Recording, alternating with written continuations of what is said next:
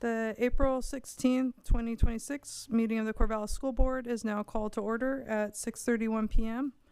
To support the health and safety of all community members, particularly those who are immunocompromised and their families, the board continues to offer a virtual participation option for board members and district staff. Public comment is available at select meetings, both in person and virtually. Details on how to provide public comment are available on the Corvallis School District website. Tonight's agenda, board packet, and a link to the district's YouTube channel are available in the school board page of the website. All public meetings are live streamed on YouTube, and recordings are typically posted the following day. Tonight we have all board members in attendance in person. And the first item on the agenda is acknowledgement of Arab American History Month. Chair, if I may say a few words before reading the resolution. That's fine. Thank you. أنا فخور بلغتي وثقافتي. هذه الهدية التي حملتها معي من بيت أهلي لم تجعلني غريبا، بل فتحت أمامي نافذة على مجتمع جميل وثقافة عريقة. ومن حولنا في مجتمعاتنا وفي أرجاء هذا الوطن عرب أمريكيون يخدمون ويبنون ويعطون في كل يوم. ولا أنسى أمثال عرب كورفاليس في مدارس المدينة، أو أمثال ناس مثل فيكتور عطية رحمه الله الذي حمل اسمه العربي إلى منصب حاكم أوريغون وخدم الجميع بكل فخر. نحن هنا ونحن نثري هذا البلد. In English, what I shared is that I am proud of my language and my culture. This is a gift I carry with me from my family's home. It didn't make me a stranger. It opened before me a window into a beautiful community and a rich, ancient culture. Around us, in our communities and across this nation, our Arab Americans serve, build, and give every day. I think of people like the dedicated workers in Corvallis, especially those who work in Corvallis schools who come from this Arabic community, or those like Victor Atiyah, may he rest in peace, who carried his Arabic name all the way to the governor's mansion and served everyone in Oregon with pride. We are all here and we enrich this country. Thank you, Chair. Corvallis School District 509J, Acknowledgement of Arab American Heritage Month. Resolution number 22-0302. Whereas the Corvallis School District recognizes and pays tribute to the significant contributions made in our community by Arab Americans, which includes people with ancestry from North Africa to the Persian Gulf, and whereas the Corvallis School District affirms that students, families, staff, and community members should be valued for all aspects of their identities, and whereas Arab American Heritage Month grew out of local efforts in several school districts throughout the nation in the 1900s, and whereas Arab American Heritage Month has been proclaimed by several states since, and whereas Arab Americans are largely left out of academic discourse, and whereas Arab Americans have historically been and continue to be targeted by anti-Arab violence and actions of hate, and whereas the U.S. Department of State designated April as Arab American Heritage Month in 2021, and whereas Oregon proclaimed April as Arab American Heritage Month permanently in 2021, and whereas Arab American Heritage Month has yet to be proclaimed at the national level at the time of this proclamation, and whereas Arab Americans have contributed to the history and collective future of Corvallis and Benton County, Oregon, and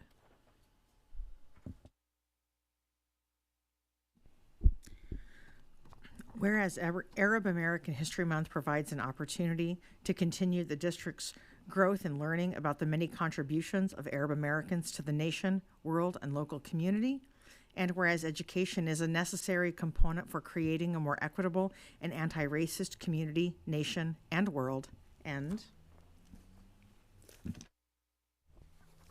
Whereas the Corvallis School District has made a commitment to equity and anti-racism, and whereas the Corvallis School District has a responsibility to honor and respect the diverse history of our community, and whereas the Corvallis School District believes each and every student must be celebrated and appreciated for the distinct and vibrant contributions made by sharing cultures, language, ideas, beliefs, and values within a school community.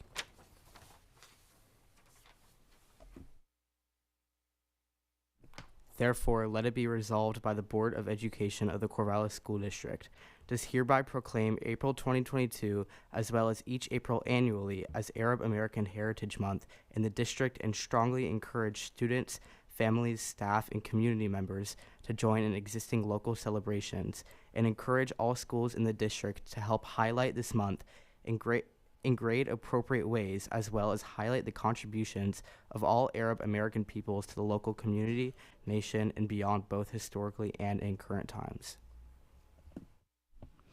Thanks, everyone. And as a reminder, we reread our proclamations every year to reaffirm CSD's commitment to the words within them.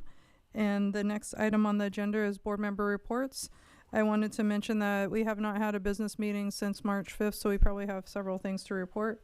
And I'm going to ask board members to maybe briefly mention, not fully explain, perhaps, so we can save time, because I'm sure there's a lot of folk that have things to report. Or maybe not. Go, Shauna.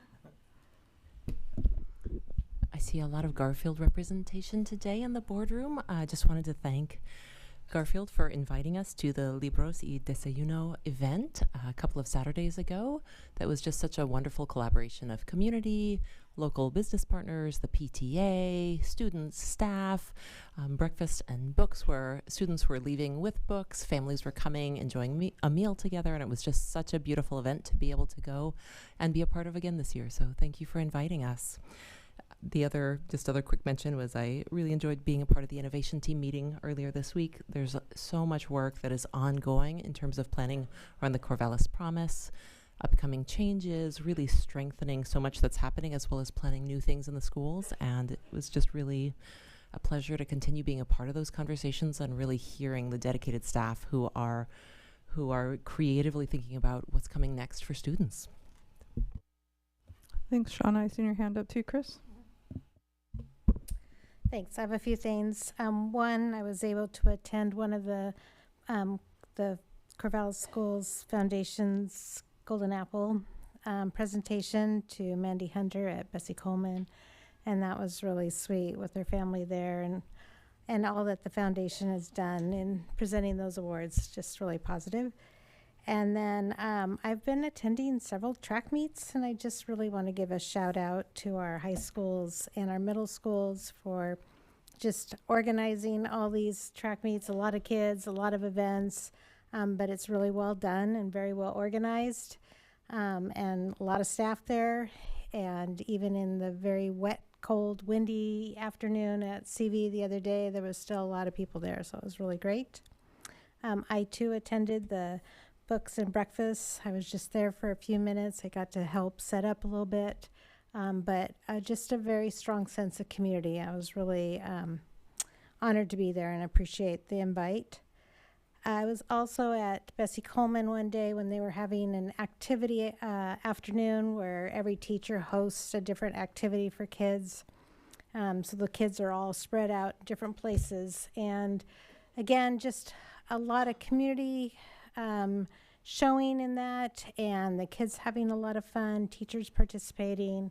I saw from one activity where there were thousands of Legos on the floor and kids were putting things together, to a classroom with little battery operated tea lights all over and kids reading quietly. So it was different extremes, but so sweet. And then I also was able to attend a couple of the open houses today for the new families to different schools, and that was just there were welcome committees right out front, just welcoming people, making sure that it was a really positive experience. And then I just also want to give one little shout out to our student rep, Thomas Sherry. I mentioned it before that he had been nominated for Future First, and he received that award. So just want to congratulate him as well. Bernie? I also participated in the Garfield event, but actually my report is that I've sat in 2 of the bargaining sessions already, and I am learning quite a bit, and also learning about how the process work and seeing the professionalism of both sides. It's really encouraging. I'll continue to attend as my schedule allows. Therese?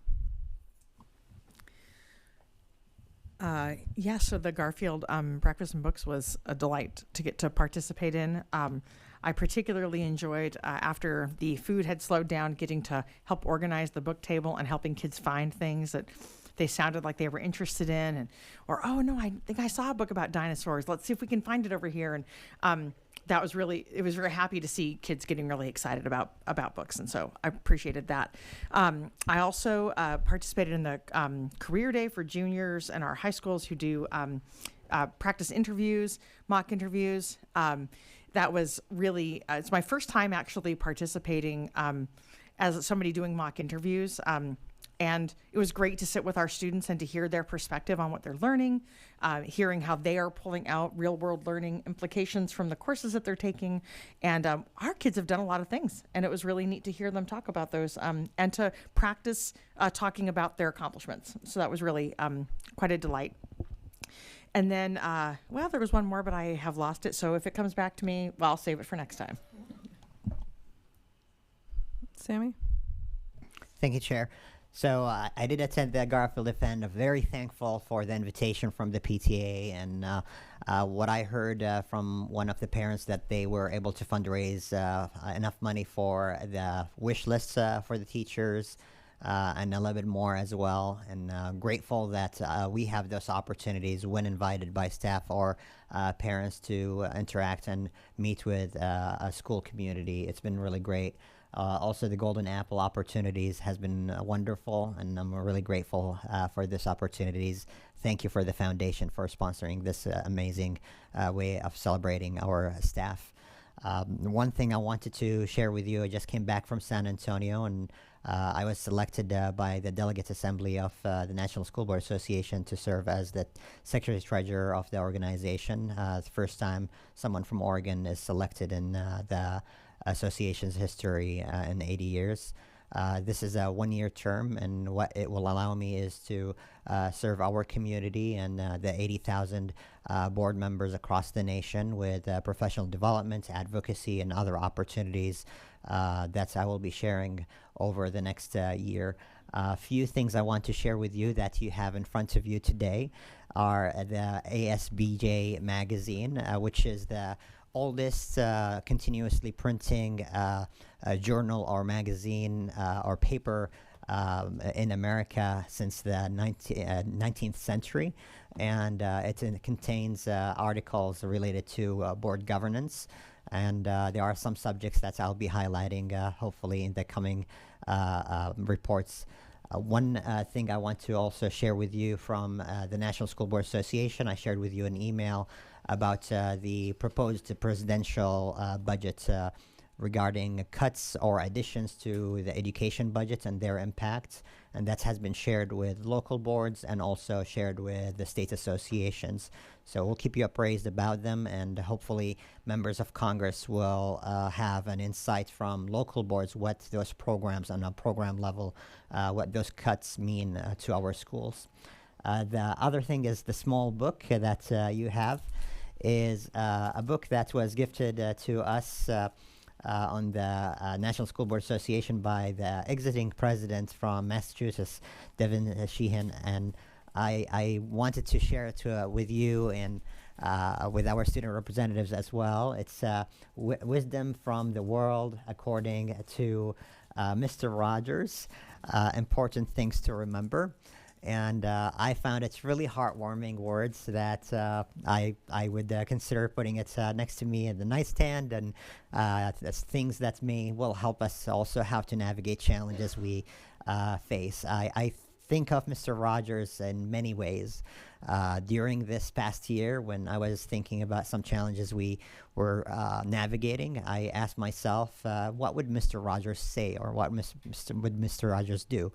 And a trusted friend told me, well, what he would consider is approaching things from a child development point of view.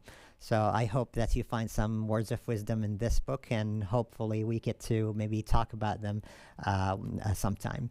I do have, and to make my report brief today, I do have a bunch of books that I brought with me from the National School Board Association that I'll have available after the meeting. That if you would like to borrow, happy to lend them to you. And I will continue to share some updates and insights from the conference in San Antonio over the next few weeks. Thanks, Sammy. Anybody else? Oh, go ahead. Sorry, I forgot something. Okay. I want to give a shout out to the foundation and the career day at OSU.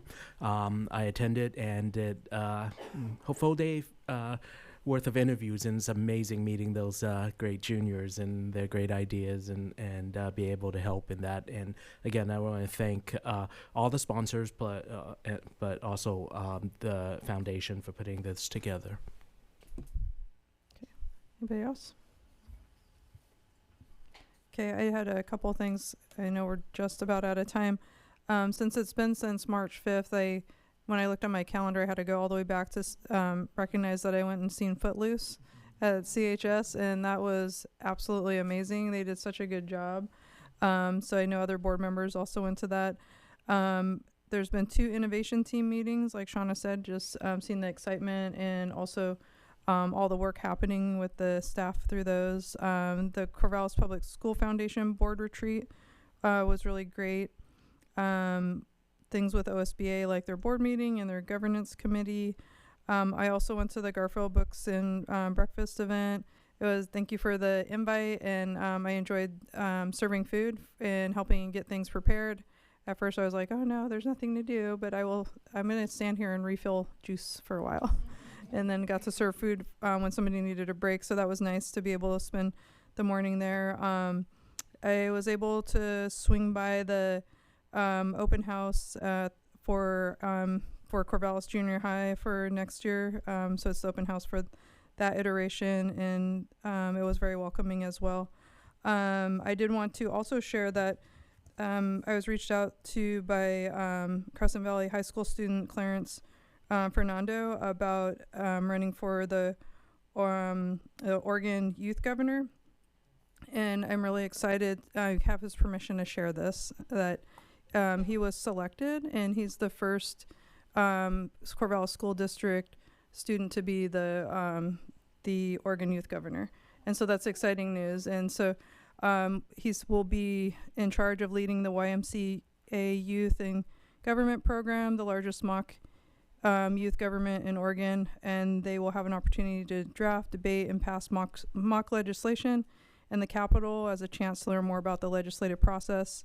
And he will also be responsible for planning and presiding over their legislative session in 2027 inside the House and Senate floors at the Capitol, and also signing and vetoing mock bills, and be the student face of the state's entire program, representing Oregon at the National Youth Governors Conference. And he said, this is an amazing opportunity for me to represent our community at the state level program, the first Corvallis governor in youth, the youth program history. So I just wanted to share that and say congratulations to Clarence on that. And the last thing I was going to share is that OSU hosted the Pacific Islander Student Alliance Conference, which I was able to attend. And I brought a couple of things for everyone. One to take a look at. One is the Native Hawaiian Pacific Islander Student Success Plan, their interim plan that was published in July of 24. They're still doing updates, but it's on the webpage. I'll pass this one around, and I was going to try to copy them, but I ran out of time getting ready for the meeting because I was working all day. And so I'll pass this around for you all to look at. But with our data lacking information about the student population. I think it's extremely important that we know what resources are out there. And I was also able to get this, the National Enquirer Pacific Islands edition. This is curriculum that was produced by the USDA and the U.S. Forest Service, the Department of Ag, and you have those on each end as well. And this has just different lesson plans that focus on Pacific Island culture and community that meets also educational standards. And so I gave Ryan a copy of these materials as well, and I will give Kim this one for the board book for people to see later on. And if anybody's interested, I have a lot of these because they gave me a whole box of them. And we also have plenty of those. So that is a lot of things, but thank you for taking the time to listen. And next on the agenda is the superintendent's report. All right. Well, we're going to start with the recognition for our Golden Apple winners. And so the foundation, as we go through and do the awards, they also record some of the interactions. And so they then put it together in a video that we can share. So we're going to start with the video with the most recent Golden Apple Award winners. I am not the Golden Apple Award winner. I'm just reading something.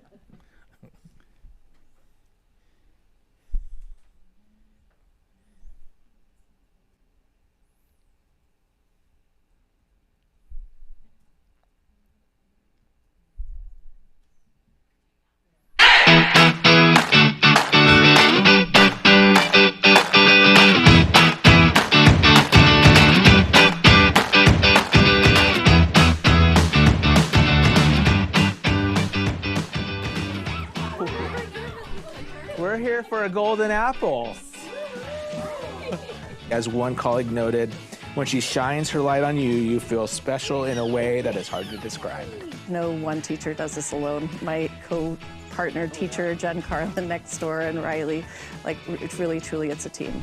Well, thank you, Pride, for letting us come today. So today, one of your staff members here has won a golden apple. When I entered an LP, I too am greeted by Maria Ponce's smile and warmth. She is the recipient of the Golden Apple Award. Everybody that works here, it makes it easy to work here. So it makes me happy to see everybody that comes through the door and welcome them in here and be able to help them do whatever they need at the moment. And for them to recognize that I'm happy doing what I do, it makes me happy too. Hello. We are here to recognize you with a golden apple.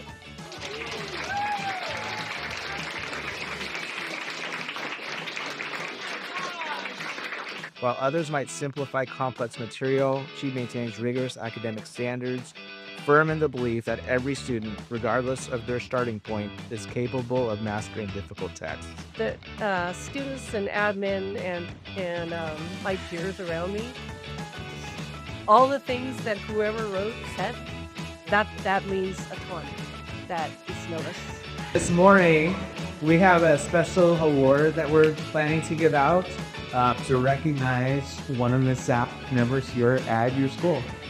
You might find him behind the booth as the DJ for school dances, or motivating his colleagues and students with an occasional beatbox performance. Come on up here, Jerry Collins.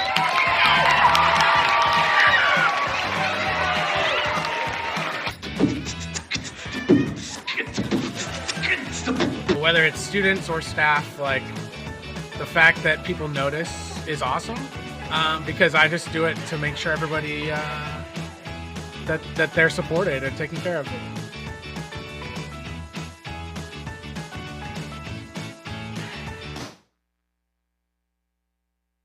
So those are the Golden Apple winners for this school year. We have incredible people working across our district, and it's always so difficult to narrow it down to just 4 folks to recognize. But we did that as a way of recognizing the great work that's happening. This year, in addition to that, there'll be another video that will be produced soon for the Green Apple. So this is the first year that we provided the inaugural award to a staff member who is focused on the work of sustainability. It's a new award that John Swanson and Jeannie Holmes helped to put together. John baked pies that he delivered to folks who contributed to the award. And so this year, the first inaugural award goes to Charlene Ellis. You will probably all see Charlene walking throughout the community because she walks everywhere. She's committed to the garden at CHS, and that has continued to be the thing that makes her and her green team run so well. While we were giving Charlene the award, one of the things she was sure to let us know is that she wanted an electric lawnmower. And so we've worked to make that happen. And so we'll be delivering that to her as soon as it arrives.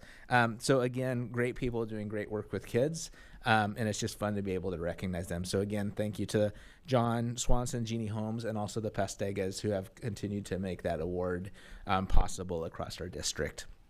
A couple of other things I wanted to announce or share with you. One of them is that we recently had our students from Nichidai come to Corvallis. It's a tradition that started in the 80s, and we had 24 students who came. I was able to have a couple stay with me this year again, which is always fun to have high schoolers in the house because I missed that. And they had a great time. And I just want to thank all the folks who allowed and took kids in. Kim Nelson being one, also to having a couple of kids stay with her. But again, it's just a great opportunity for them to come and visit our schools. This year they were at Crescent Valley. Next year they'll be back at CHS because it goes back and forth year over year. And we're always looking for more folks to take them in. It's a quick visit. They're there with you for about a week. And then they're off to see other things or do other things. And again, it's just a great opportunity.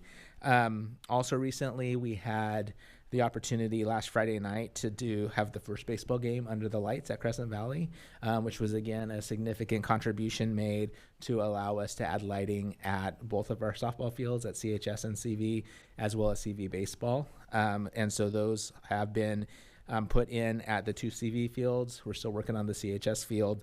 But again, contributions made by community members to make that happen is pretty phenomenal. One more thing before we talk about the consolidation update, and that is today there was an executive order put in place by Governor Brown, or Kotek. That put me back in COVID times right there. Yikes. So she put together an executive order focused on instructional time. The state board heard that, made some modifications to it. But what we know for now is that school districts who have to cut days this school year or next school year, or plan to for next school year, will have to make those days up over the future years. So we're fortunate not to be in that situation. The piece that we're paying attention to is how the rules are written. There was conversation or in the initial draft related to the hours that we're able to use for parent conferences, for professional development, and not counting those hours. That's where the state board said that they felt those hours were important to continue. So we'll wait to see. There's a 180-day period of time for rulemaking before that comes into action, other than those pieces I started with initially. So for right now, there isn't any change that we need to make here in CSD other to pay attention to the rulemaking. And this is the second executive order Governor Kotek has put into place this year. The first one is around cell phones, and then this one came into place today. And then finally, I'll share the updates related to school consolidation. And as I've done in the past, I have just a couple of slides to highlight different themes.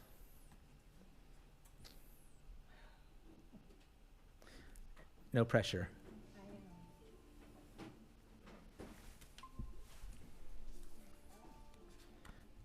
That's a lovely ring tone. I don't know whose it is, but it's very nice. Okay, there we go.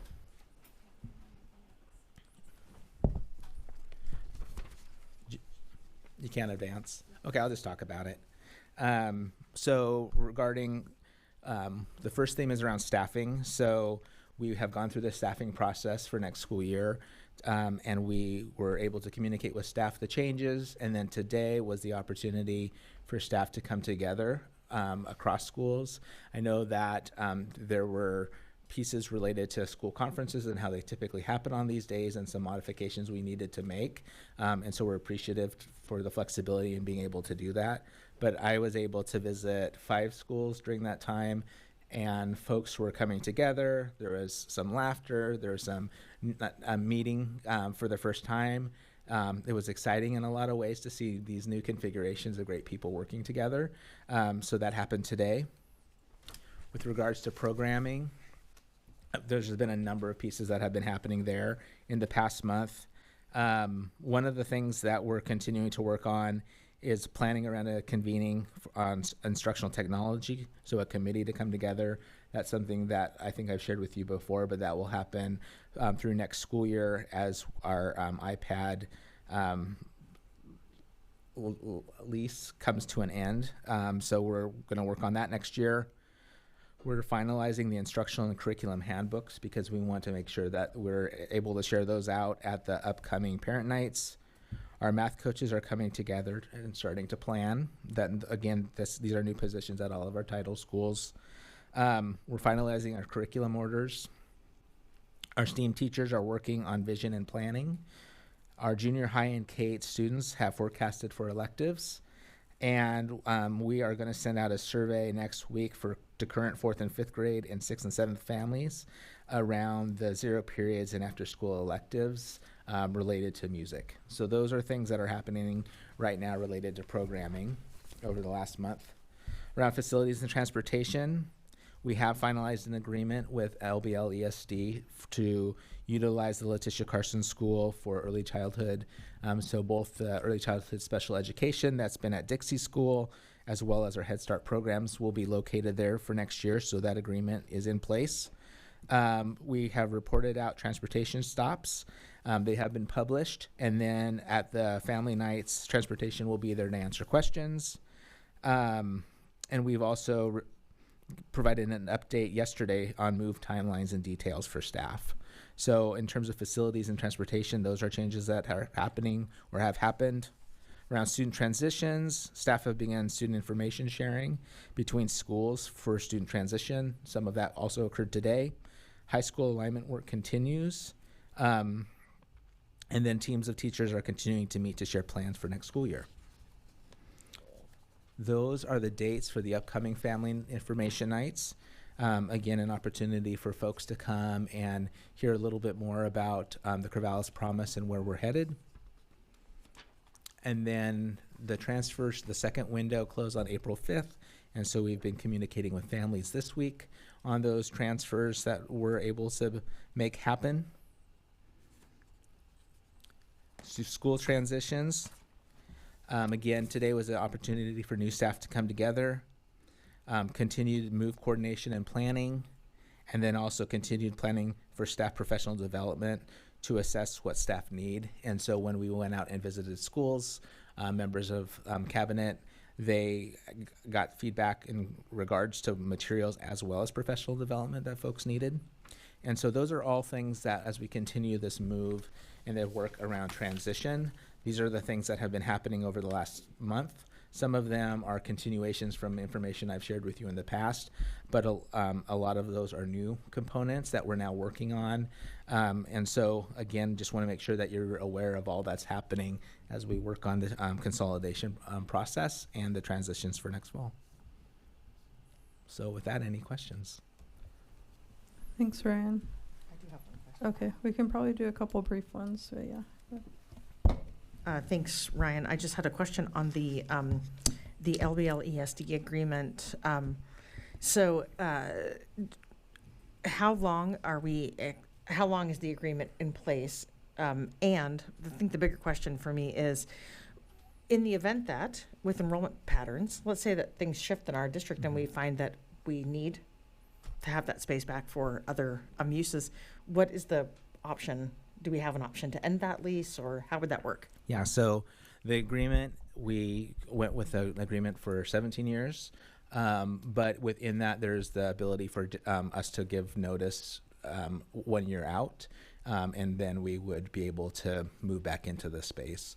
And so there is the flexibility to be able to do that. And at the same time, recognizing our enrollment patterns, we felt like it was also important that they have consistency in the location that they are. They've been at Dixie for quite some time. And so we want to make sure that they also feel settled in the space that that they're leasing from us. Thanks. Yeah. Good, Chris. Just curious about transfers. How Mhm. did that go? Did you receive a lot of transfers, and were we able to approve? Do you want Majority? to take that one, or do you want me to? Either way is fine. I have it. I have information. I think in the cover letter today for your non-resident transfers, we gave some numbers. We had 398 people apply for transfers. That compared to last year's numbers, which were 253. So no, we didn't make everyone's dreams come true, but we did the best that we could with the rules that we have as far as the administrative regulations for transfers.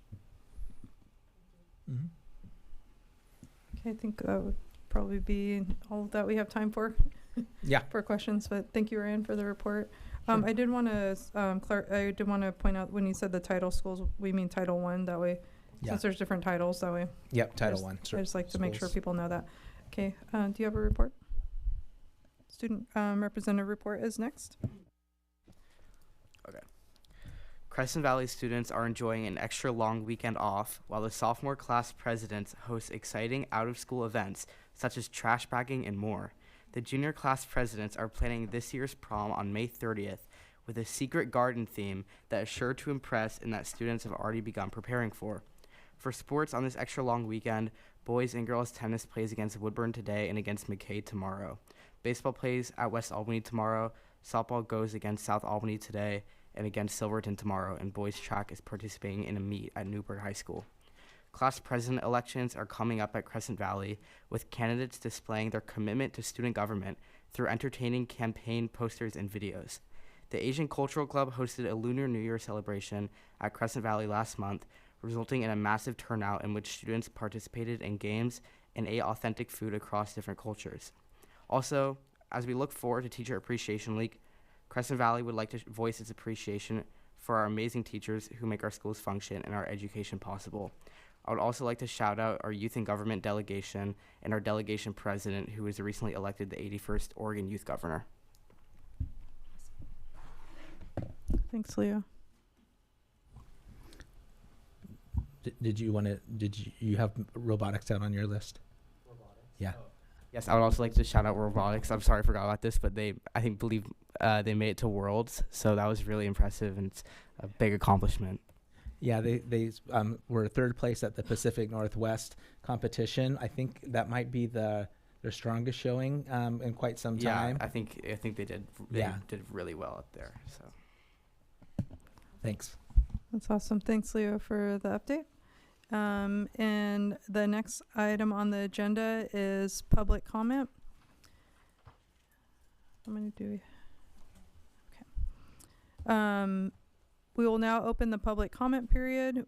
We value the lived experiences of students, families, staff, and the community, and we welcome public comment as an essential part of the district's and board's work. The complete guidelines for public comment are available at the registration table outside the boardroom entrance and on the board's website. I will now share some important points. When it is your turn to speak, please come forward and take a seat and direct your comments to the board. And there's a button that you press that has a little person on it, and there's a red light when your microphone is on. Sometimes people leave it off, so if it's red, it's on. Speakers may offer objective criticism of district operations and programs, but the board will not hear complaints concerning individual district personnel. As a reminder, you will have 3 minutes to make your comments. And there's lights on the table right here. It is green when your time starts. It is yellow when you have 30 seconds left. And when it turns red, your time is up. And I don't interrupt you at the 30 seconds because that interrupts you actually talking. But I do let you know when your time is up, and I do have to ask you to end your remarks at the 3 minutes. Following your comments, the board will have 3 minutes to ask clarifying questions, but will not be able to engage in conversation. and that's really hard for us because we like to have conversations with people. If board members would like to revisit a topic or issue raised during public comment, they may do so at the appropriate time on the agenda. And before you start your comments, please state your name for the record and state whether you reside within the school district boundary. I did want to remind board members that we do not have to ask questions. And if you do ask clarifying questions, to make sure to keep them on point and short. That way we can get through, because it sounds like we have 10 and that's already over the allotted time. We have 20 minutes, so we'll see how many folk we can get through, and we'll go ahead and start. Annalee Haberman.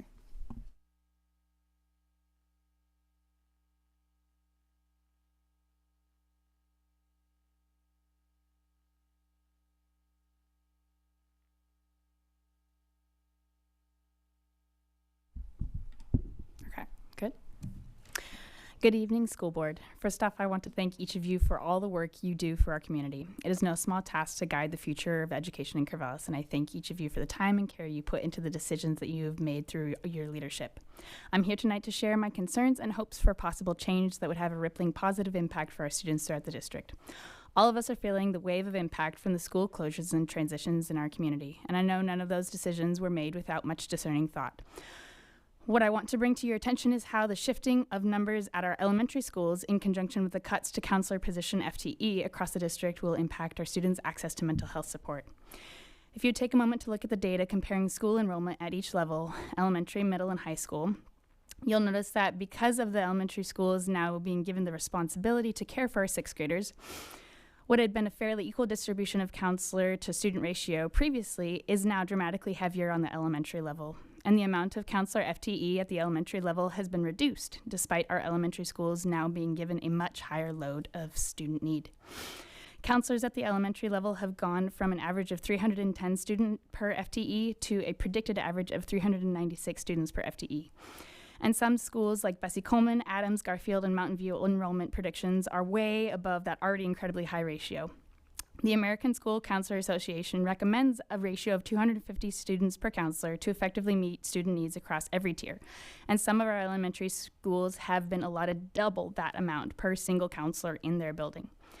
Garfield had previously been the school with the highest student to counselor ratio, and the ability to support students through emotional crises, educate on proactive mental health strategies, and teach strong social and emotional skills has been stretched incredibly thin.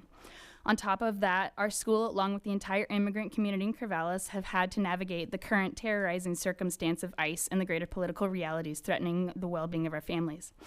All these factors this year have made caring for the mental health of our students a tremendous struggle.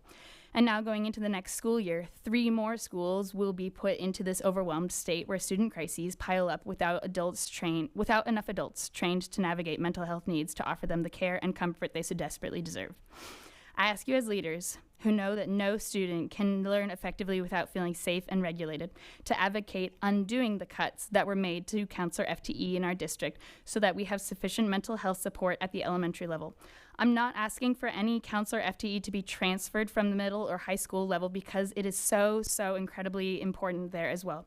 I ask that you speak to our district leadership and ask them what possible ways they can prioritize the mental health of their elementary students and give our elementary schools the resources we need to provide a solid foundation for our student mental health that they carry with them throughout their entire time at CSD to flourish both heart and mind. Thank you. Thank you. Can you please state your name and if you live within the district? I'm so sorry. My name is boundary? Annalee Haberman. I reside within the school district boundary. I teach first grade at Garfield. Thank you. Is there any questions from the board? Judah? So you had mentioned a recommended ratio. Does that change by age level, or is the recommended ratio consistent across the ages? That is a really great question, and I can look that up. It is from the American School Counselor Association. So they would be the one, that is the resource where I got that data from. Thank you. Other questions? Thank you, Annalee, for your time.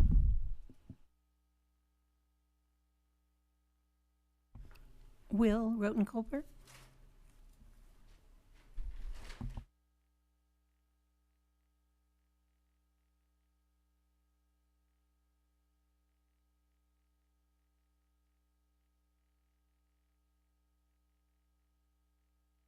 the CSD Book Club.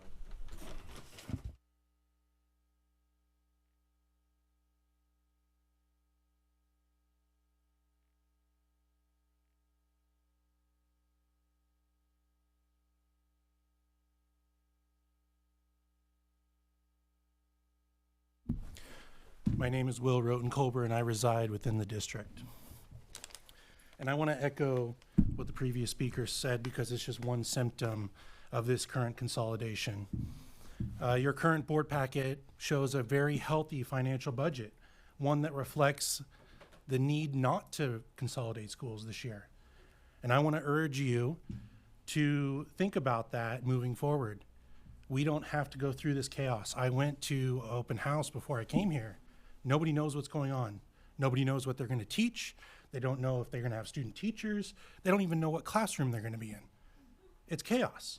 It is utter chaos, and it is unnecessary. And I think that it was, I don't want to go so far to say a false flag, but it was a false sense of urgency that you needed to pass that consolidation vote when you did. You could have waited a week. We could have had the new projections. We could have had real data that said that we didn't need to close schools because it wasn't a financial disaster, but you did it anyway. And 4 of you knew that it was a bad deal, but you still moved forward with it. And that's why I felt the need to buy you that book, and I didn't cheap out, I bought you the hard copy, because at this point it feels like your ego is the only thing keeping you from rescinding this vote. The financial picture has changed since November. It changed in December. And we came to you with the fact that the figures were different. And you said, oh, no, you're wrong, you're wrong. What would you do with $11 million more dollars? Do you know why the financial situation is so bad? Because 17% of students have left this district in the last 7 years. Corvallis School District used to capture 90% of the students that reside within its boundary. Right now, we're at 73%, and it's going to drop lower next year. It is getting worse because people are losing trust in this board and this administration. And what are you going to do about that? What are you actually going to do? Because you don't even know who's left and why they've left. You have no exit data. You have no understanding of what is going on in the community. You are here in a room by yourselves in an echo chamber. The community is out there feeling the effects of your decisions. Please reconsider this consolidation and rescind that proposal. Any questions from the board? Yes. The question was if you identified yourself, and I said yes, you did. No questions. Thank you for your time, Will, and for the book. You're welcome. I hope you read it. Amanda Cordes.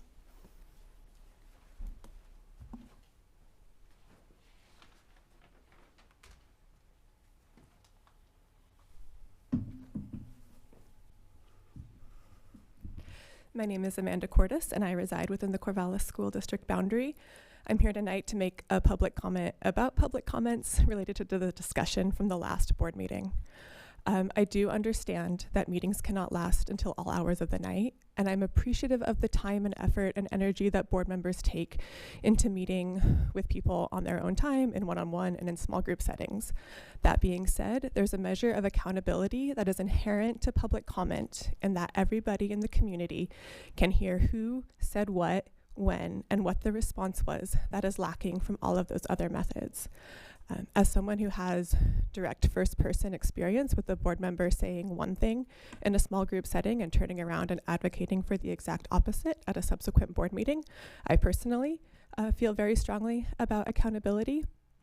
But I also know going into all of the changes next year, there are adjustments that will need to be made. There's always adjustments when you're implementing a new system. That's to be expected and planned for. And to make those effectively and in a way that best serves our students, we will need public comment and we'll all need to work together. So I'm here to ask the board 3 things.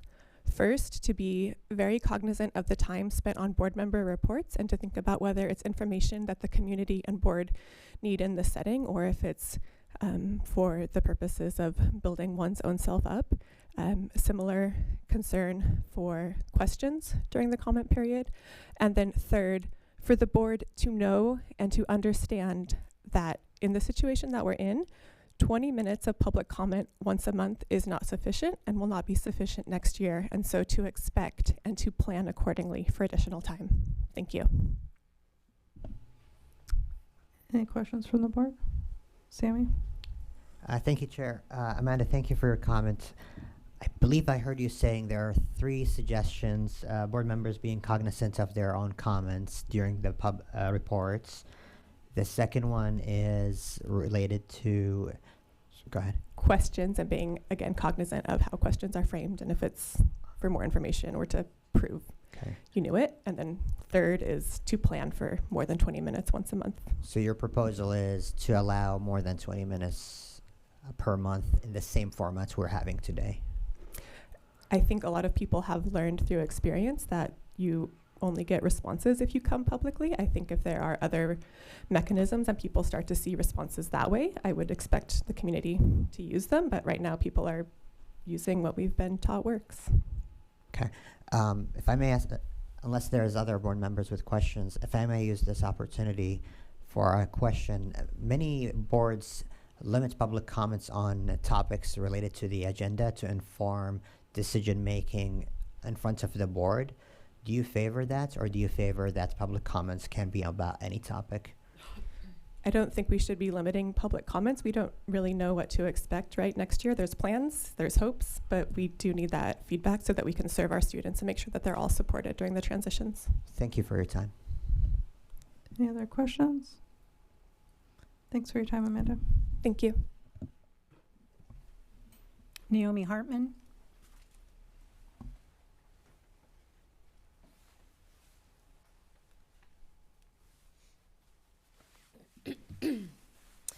My name is Naomi Hartman. I teach music at Lincoln Elementary School and I live in Corvallis. This is the second part in my request for the district to restore elementary art and music to their former levels. If you are not a music teacher, you might not understand why we are unwilling to accept elementary music once a week. The reason is this: music once a week is ineffective because skills require practice. Imagine if students were only able to practice math or reading once a week. If you have ever studied a musical instrument at any level, you will understand through lived experience that practicing 5 to 10 minutes 6 days a week is significantly more effective than practicing 30 to 60 minutes once a week. Music twice a week is the bare minimum for effective music instruction. This means that we were already at the bare minimum before music was cut to once a week. I imagine that art teachers would say the same about art instruction before the visual art reductions, though I don't know that for sure. The way that practice and skill building works from a neurological perspective is that you try a new skill, which feels very difficult because it is neurologically unfamiliar. You repeat the skill, each time noticing that it gets a tiny bit easier. Then you sleep on it. During sleep, your neural pathways solidify, and when you return to this new skill the next day or a few days later, it has become significantly easier, and you are able to build new skills on top of it. Music once a week does not allow for skill building. Even though our music minutes were only reduced from 60 per week to 45 per week, music being once a week rather than twice a week means that we are currently on track to teach less than half of what we taught last year. It is also likely that what we taught this year will not stick because once a week does not allow for meaningful repetition. Skill building has slowed to an absolute snail's pace, and this trend of reduced music skill building will increase exponentially over the next 5 years because right now we still have the benefit of students who had music twice a week for the majority of their elementary career. That means that they came into this year with some musical skills, but moving forward, they are really not building skills in any meaningful way. This rips the rug out from under our secondary music programs. It means that moving forward, fewer students will be interested in continuing music because fewer of them will feel that they have the skills necessary to do so. Our secondary music teachers do an incredible job of making beginners feel welcome in mixed-level ensembles. However, the fact is, it is difficult for beginners to succeed when they are in the same ensembles as students who have had the benefit of extracurricular music. This points to the most heartbreaking effect of music once a week. We already have an equity gap between students who rely on public school for their music education and students who can afford extracurricular music. This equity gap exists in all subjects. Students who do extracurricular sports have an athletic advantage. Students who receive tutoring outside the school day have an academic advantage. Students who do extracurricular arts build skills faster than their less privileged peers. Naomi, your time is expired. I'm sorry. Is there any board member questions?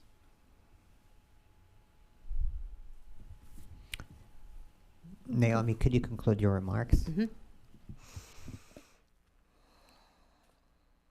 The answer is to provide robust education in all subjects during the school day. We have the opportunity to do that, but adding a new STEAM special while blocking the ability to restore art and music minutes is not the way.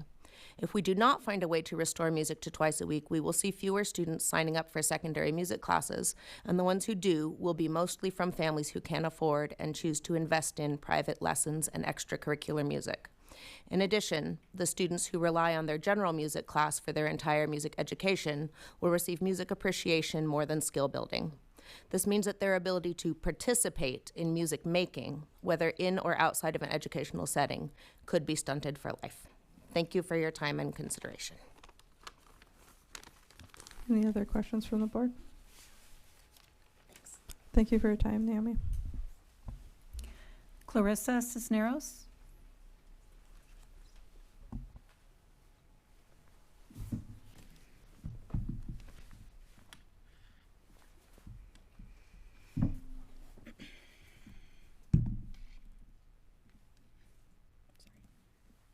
Is it? It's on. Okay.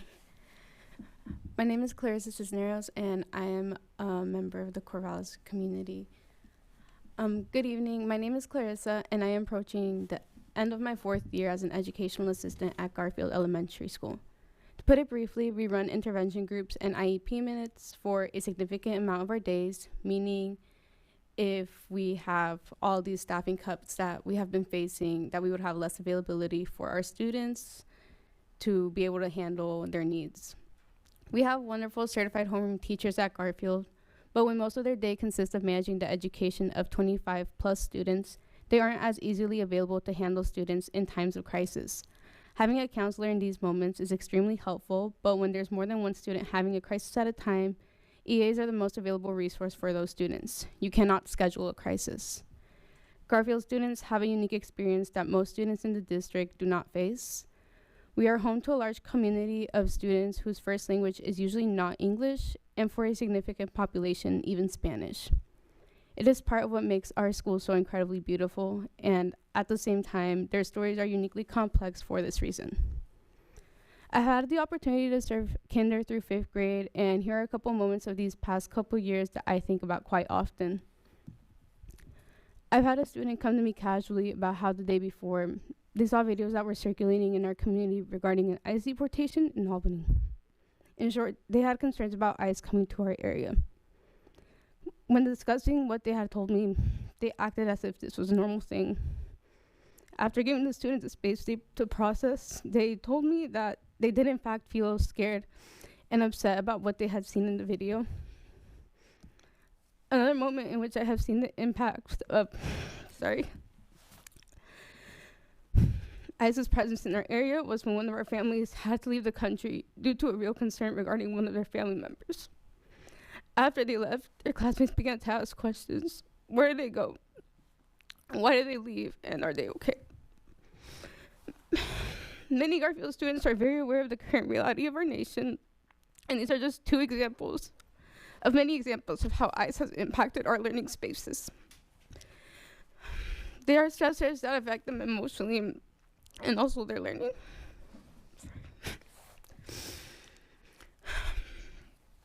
Thank you.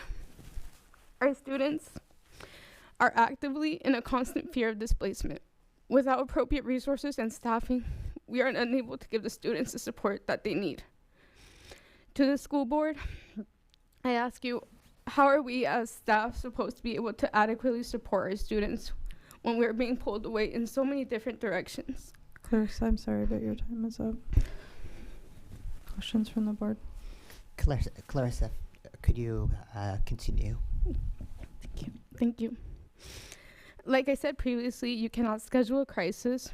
When our counselor is unavailable, EAs are often very often the most available person to support these students in their time of need until the counselor is available. What Garfield needs is more assistant and counselor FTE for all these reasons I stated prior. We need the proper staffing to appropriately address our student needs while they are in crisis. I emphasize that our students cannot learn when they are facing this constant state of crisis. Thank you so much. Is there any other questions from the board? Thank you, Clarissa, for your time. Kim, that we're at time for public comment. And I don't know how the board wants to proceed. We're only halfway done with public comment. And I want to make it very clear that it's not that we do not want to hear public comment. We also this is a business meeting, and we have guests that come to our business meeting that we have to respect their time as well. So I just wanted to make it really clear why we have a time limit for public comment. It's always been 20 minutes for CSD. That's never been different. And so we've extended them extensively when there's certain topics happening. However, when we have guests, it's harder to extend them extensively. I'm not saying I don't want to extend it right now, but I just wanted to make it very clear why we have a time cutoff. So if the board would like to perhaps extend a little bit longer, I would recommend that we think about asking follow-ups. Chair, recognizing that we have guests and probably they drove from out of town to help us as well, I want to be mindful of that, and if the board is agreeable, we could extend the time for 15 more minutes, and the board will refrain from questions. Does that sound okay with the rest of the board? Okay, good. Claudia Cano.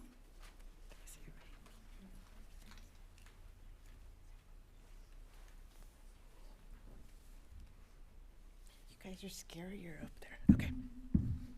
Hi, my name is Claudia Cano. I do not live in the school district, but I have been in the district for 21 years, having taught at Garfield, Linus Pauling, and Corvallis High School, all in the dual language program. I'm currently in my 4th year as Dean of Students at Garfield Elementary, and in my time as Dean, I've been able to see and experience many mental health needs. Our schools are different from what they used to be 20 years ago. Our students are coming to school with many more needs, and in my role as Dean, I work closely with school counselor and mental health support team. Recently, with changes in the political climate, I have seen even greater needs in our school. As a couple examples of that, during my morning check-ins, I heard a 1st grader who had to hide the night before in their home because the bad guys were in their apartment building. The bad guys referring to ICE officers. There was another student that I meet with daily who brings toys and stuffed animals every day as security blankets. I've had many conversations with that student about their fears about being taken away and about their family being taken away.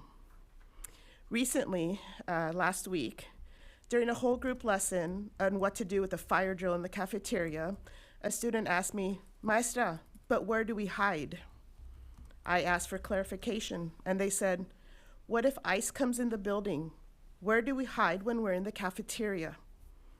I assured them that we do not let unauthorized people into the building and that they are safe. These are just some of the realities that the students at Garfield live with every day. While I am deeply grateful that our schools now have counselors and mental health therapists, the reality is that the level of need continues to outpace the support we have. Our students come to us not only to learn academically, but also feel safe, supported, and cared for during some of their most uncertain moments in their lives. We often say that children do well if they can, and right now, many of our students are doing the best they can under incredibly difficult circumstances. It is our responsibility to ensure that they have the resources and support necessary to succeed, not just in the classroom, but as individuals. I urge you to recognize the urgency of this need and to take action so that every student in Corvallis School District has adequate access to the mental health and counseling support they deserve. Thank you. Thank you, Claudia, for your time. Lizzie Warsh.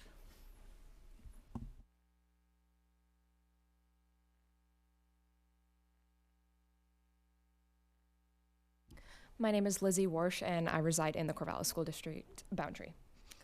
And I have been working at Garfield Elementary School since the 2023-24 school year as an educational assistant, primarily supporting students in 1st and 2nd grade. I am also a former Garfield Gecko and a Corvallis School District grad. As an assistant, I provide emotional, behavioral, and academic support. I have also done reading interventions in English and Spanish across 3 different grade levels. This year, I have 2 intervention groups, one meeting 4 times a week and one 5 times a week, while also fulfilling IEP minutes 4 times a week for 40 minutes per day. Currently, we have 378 students while having 13 full-time assistants and 1 part-time assistant, which puts us at approximately 1 assistant to every 30 students. Given that we have roughly 60 students per grade, it is likely that we will receive about 60 more next year. With these additional students, while losing 2 full-time assistants, our ratio will become approximately 1 assistant to every 40 students. If these numbers stay the same, we would likely have 1, maybe 2 assistants per grade level. Given that grades kindergarten through 3rd each have 3 classrooms and 4th through 6th will have 2 each, this would greatly impact consistent in-classroom support.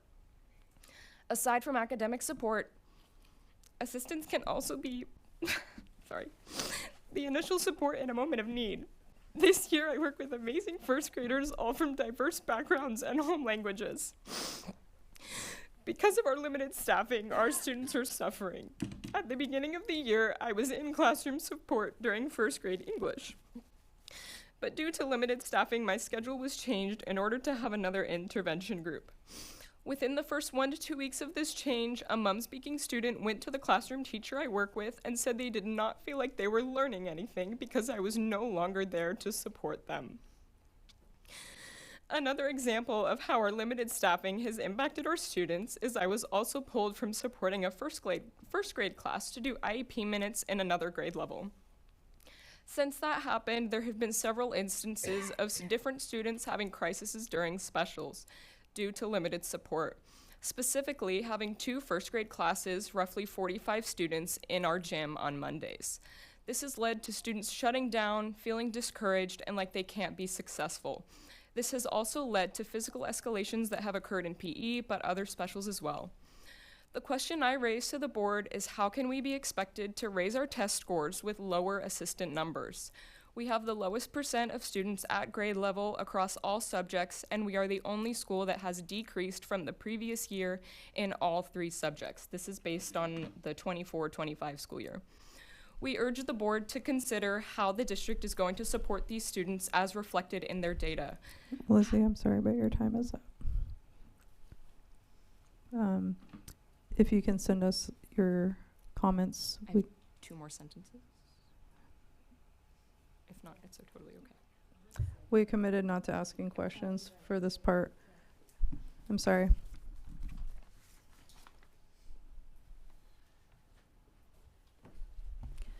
Joel Inman.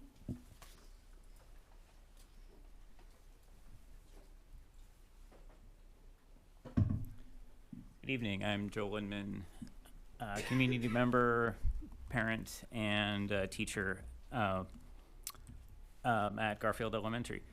I see every day how our very effective school counselors at all of our buildings are providing an essential service that positively affects all students, even beyond their caseloads.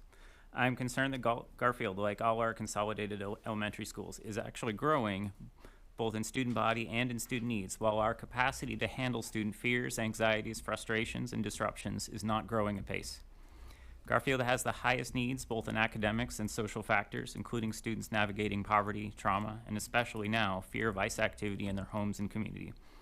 For this reason, an equitable distribution of resources, especially counselors and support staff, would be based on need, not merely 1 per building. I'll focus for a moment on counselors, although this observation is accurate, word for word, for all of our support staff too. I'm troubled by how a decision was reached to reduce counselor positions during consolidation, increasing student to counselor ratios, and impose higher caseloads on our remaining counselors. Also in this process, I fear we are discarding the important relationships our counselors have formed with students who need a trusted adult the most. Part of this relationship starts with shared language, and for our significant Spanish-speaking student and family population across the district, I believe we need to ensure continuity and equitable access to a counselor, whenever possible, who speaks the same language as the student and their family.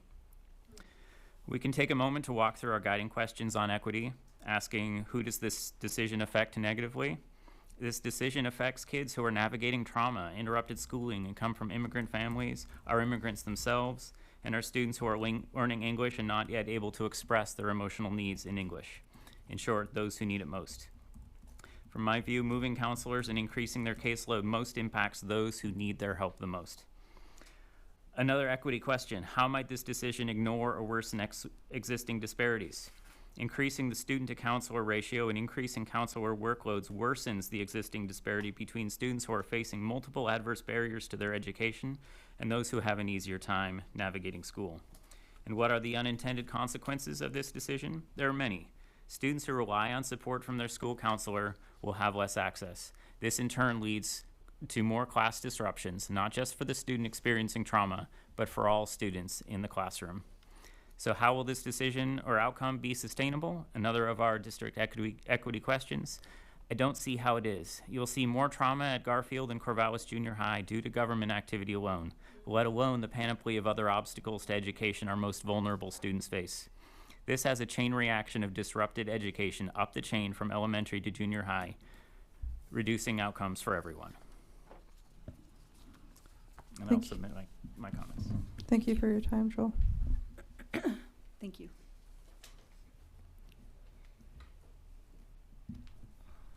Amelia Ingersoll.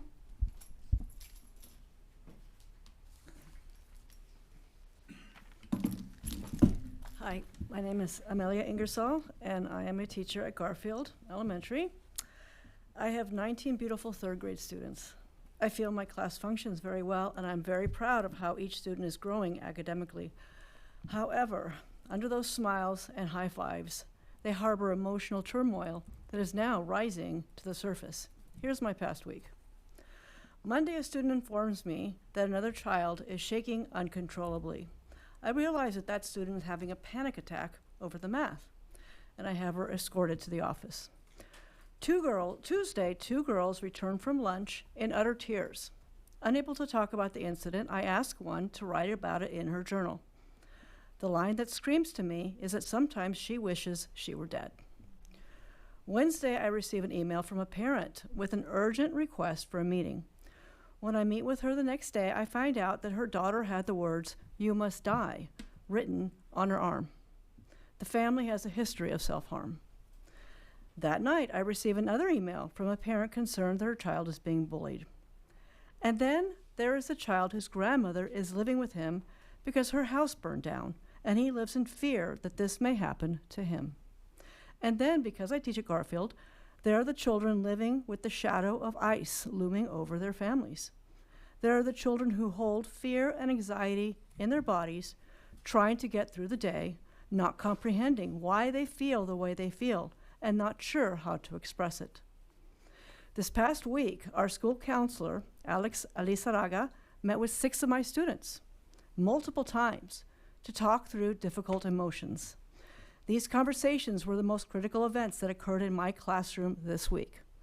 While I helped the children to think through what 2/3 of 31 is, our counselor navigated our students through their very real, personal, life and death anxieties. What I do is important, but equal as important is what Alex was doing to keep those 6 students functioning emotionally. Please remember, these children are in 3rd grade. They are 8 and 9 years old. Next year, Garfield will add at least 60 6th graders to its rolls. These are middle school children who are launching into a famously volatile period of life. My fear is that with only one counselor at our school, these 6th graders will consume all that counselor's time. Who then will take care of my 3rd graders who are experiencing suicidal ideation, that are having debilitating panic attacks? We live in an extremely scary time that is affecting our children at younger and younger ages. One counselor is absolutely not sufficient for 430 students. Please allow Garfield next year to have 2 counselors. Thank you. Thank you for your time, Amelia. Daniel Olvera.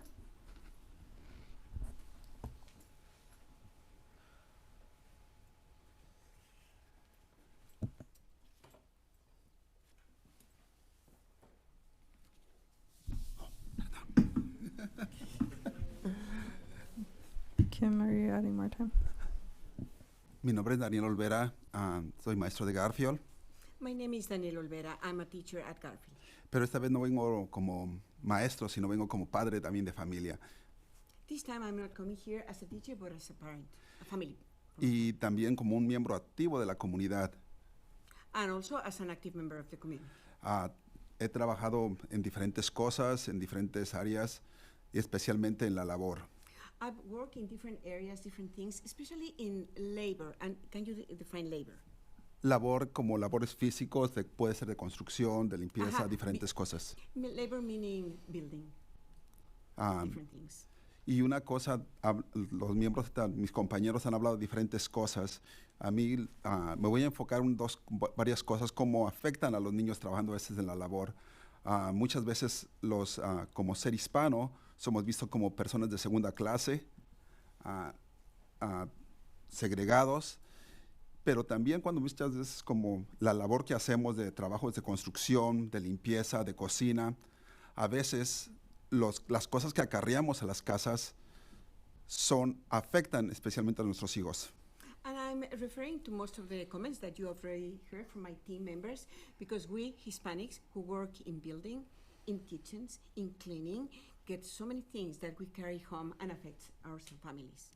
Muchas veces, como por ejemplo, mis hermanos, tengo un hermano que trabaja en carpintería, hace framing, hace roofing y hace diferentes cosas como siding.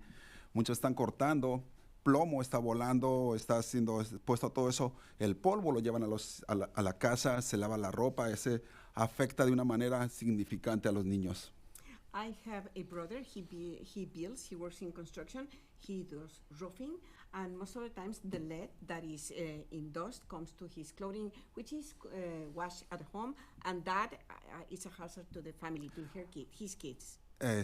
También a personas amigos han trabajado como en el campo, a veces sprayando esos químicos, los traen en su ropa, llega a la casa, los lavan o se mezcla, llegan abrazando a sus hijos y eso afecta bastante. A veces he conocido una persona que trabajando sprayando químicos a los 2-3 meses, 2-3 semanas, los pantalones se deshacen por los químicos. I also have friends who work in the fields and they are exposed to chemicals that are dangerous and pollutants that attach to their clothing that is also washed at home.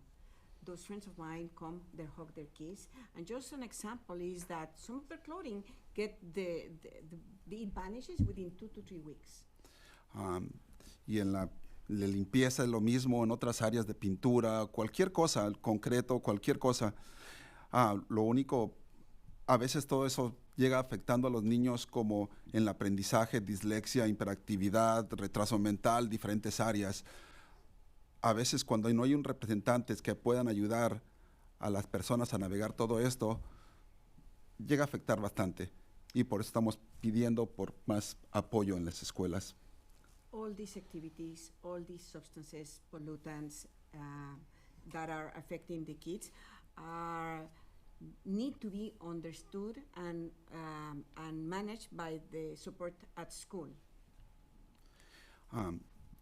Y una de las cosas muchas veces también, a veces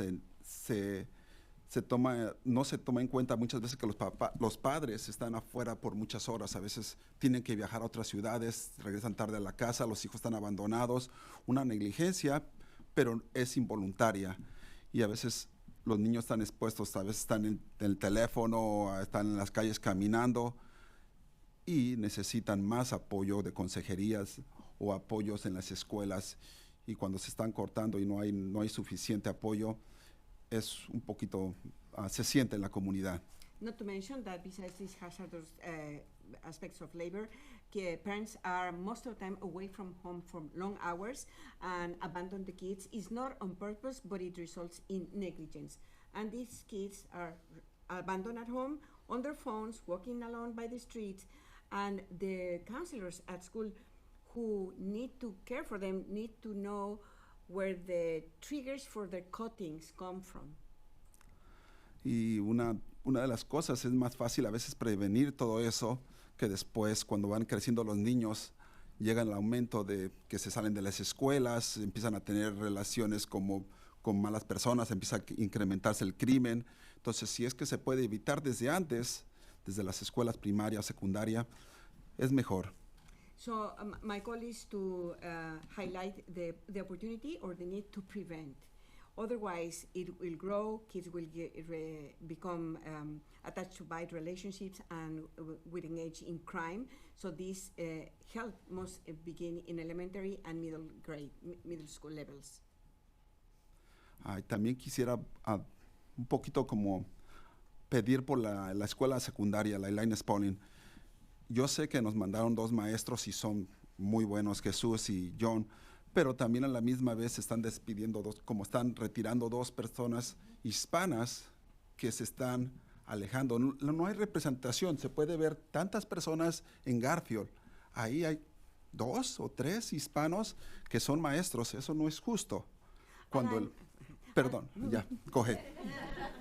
And I'm also speaking on behalf of Linus Pauling Middle School. We have been sent 2 teachers, Jesus and John. They are Hispanics. But just look at the representation at Garfield. Linus Pauling Middle School has only 2 teachers. Hispanos. Hispanic. And I'm sorry, but the time just went up too. So thank you. Gracias, Daniel. Thank you for being brave. Is that everybody? Okay, thank you. Like where are we? With no further comments, the public comment period is now closed. And the next I think we're just gonna keep going so our guests can come on up. We have 2 folk for our next item on the agenda is the City of Corvallis tax exemption, and that's Christopher Jacobs and Brigida Olson. If you're exiting, if you could do so quietly, thank you very much.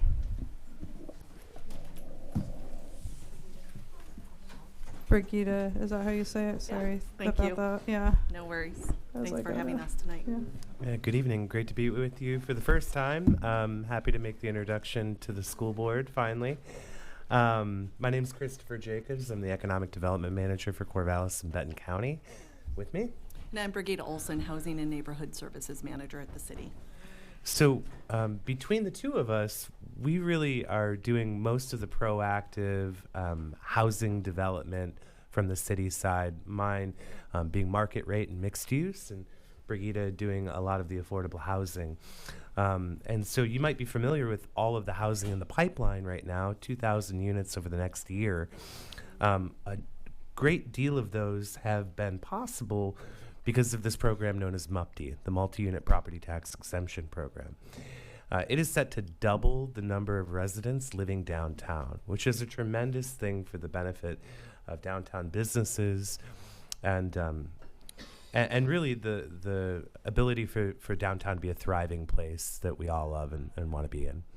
The reason we're here today is to ask the board to adopt resolutions so we can continue to operate the multi-unit property tax exemption program and the low-income rental property tax exemption program. Back in 2023, when the school board considered a report from the superintendent and legal counsel about the ordinances, there was not a resolution passed as it is required by the ORS. And so this is something that was caught during the last review by our city attorney's office, and it didn't meet all of the procedural requirements that are needed. We went back to the Benton County Board of Commissioners the same way we were doing here, and they unanimously approved those resolutions to allow for the MUPTI and the LRPT programs. As I mentioned, it's been a really a boon for market rate mixed use housing in downtown, representing investments of $158 million in just 2 applications. 10% of the tax exemption go to support affordable housing, as well as an affordable housing construction excise tax. All told, this is millions of dollars towards affordable housing provided by these market rate housing tax exemptions. Even during the exemption period, the properties are generate more tax than they did prior because of the commercial value that's improved compared to what was there before the projects took place. In your packet, there's a great deal of information about the impact on housing need and the tremendous quantity of housing needed to support affordability, to support families, and to support ultimately more students being able to be in the district and attend public schools. That's a really broad overview of what we're here to talk about, and I'll ask Brigitte if there's anything you want to add or anything I might have missed. I would just add, our community spent about 40 years restricting the growth of our community, and that's had an impact in our schools and our community. And so in having as many tools in our toolbox to help with the development of affordable housing or market rate is really important. These are not outright exemptions. These are done with a but-for analysis. There needs to be a proven need with an outside financial analysis that happens and then goes to City Council. So. Go ahead. Which reminds me, moving forward, if these resolutions were adopted, the school board would be asked to provide a recommendation before it went to City Council, and so you would still have a step in the process to be able to inform that decision. It's not just carte blanche saying without any input in the future that any project would automatically go without your being able to confer with City Council about that.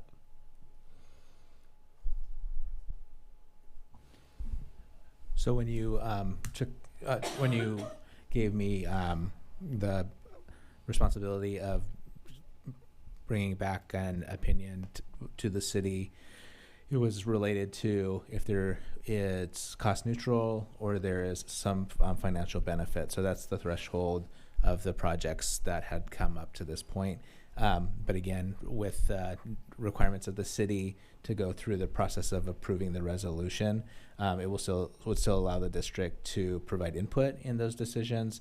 However, that would really be a decision made at City Council. Yeah, and a lot of the reason for that is because each project undergoes a really rigorous examination by City Council of the public benefits, of the financial feasibility, and it may not be great for the school board to have to go through that exact same debate that happens at the City Council.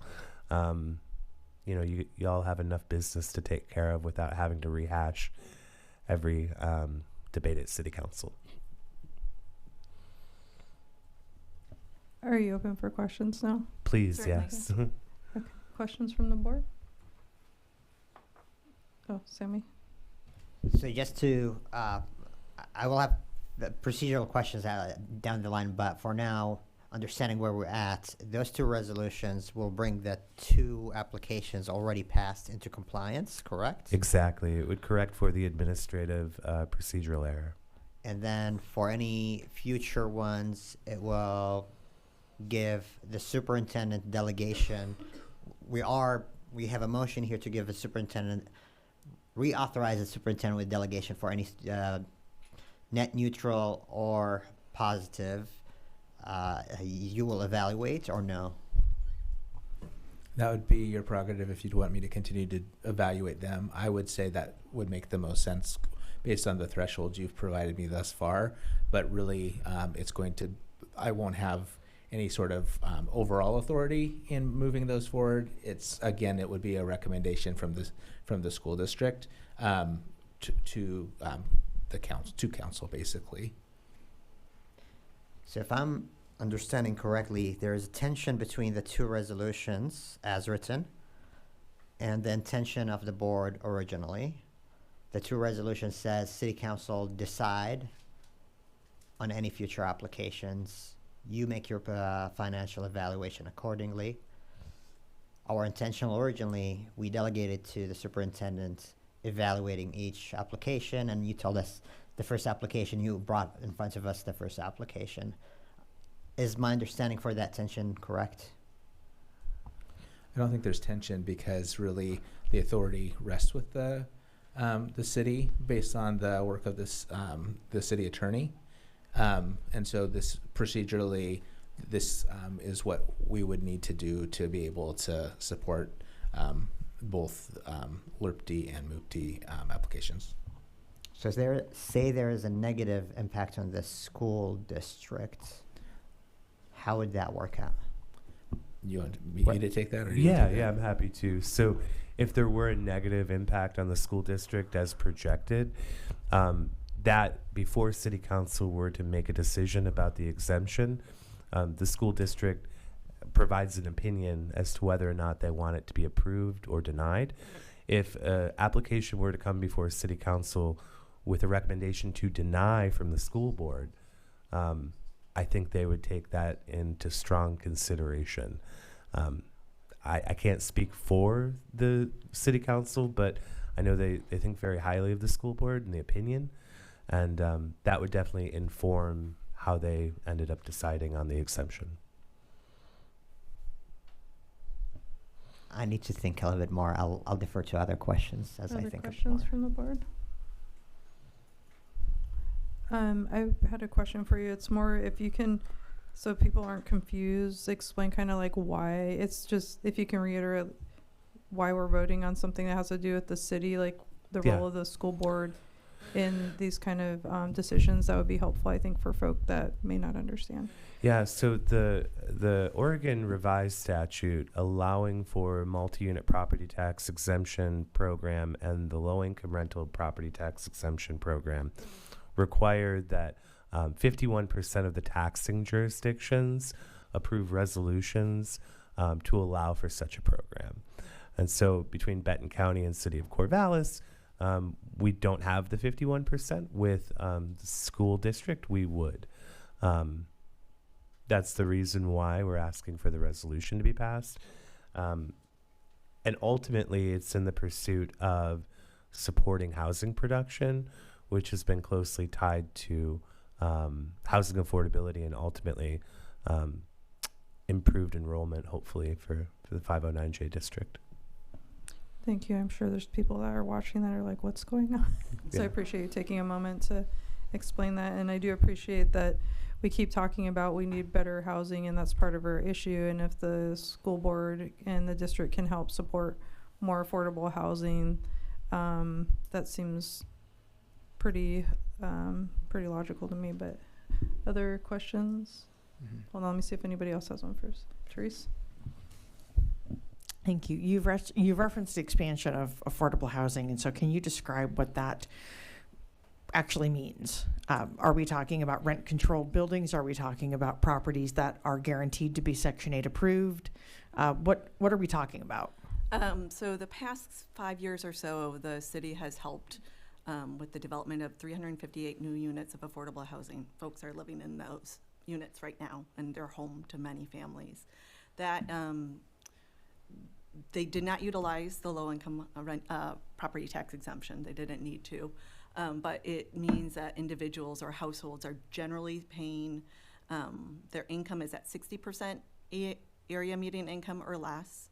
It depends upon how the developer did their performa or their financial analysis. Sometimes it's 50, sometimes it's 30% area median income. So they have to be able to afford home if they have 30% of their income. I would add that Section 8 applies for most of these new units. So those have not been able to be utilized in our community for a very long time, and had been actually used a lot more in Linn County for decades. So having new units that are affordable, Section 8's eligible, which is fabulous. It's not usually rent restricted per se as how, or city owned, but it's restricted from the area median income. And then the rent control is coming through the state of Oregon. And so households can't pay more than what they can afford based on their area median income. We're having about 458 more units of affordable housing that will be coming online also in the coming year. So those, again, are not needing to use the low-income rental property tax exemption to our knowledge at this point. There's been a lot of tools at the state that have helped incentivize. Again, mostly at 60% area median income, in which households, will be at or below that income in order to be eligible. And then the state helps with the rent numbers. Just 1 second, Brittany. Leo, I wanted to make sure you knew it's past 8 and you're excused unless you wanted to stay. Thank you. That's true. He doesn't have. It's still. I just like to remind the student reps that the when's 8. Go ahead, Bernie.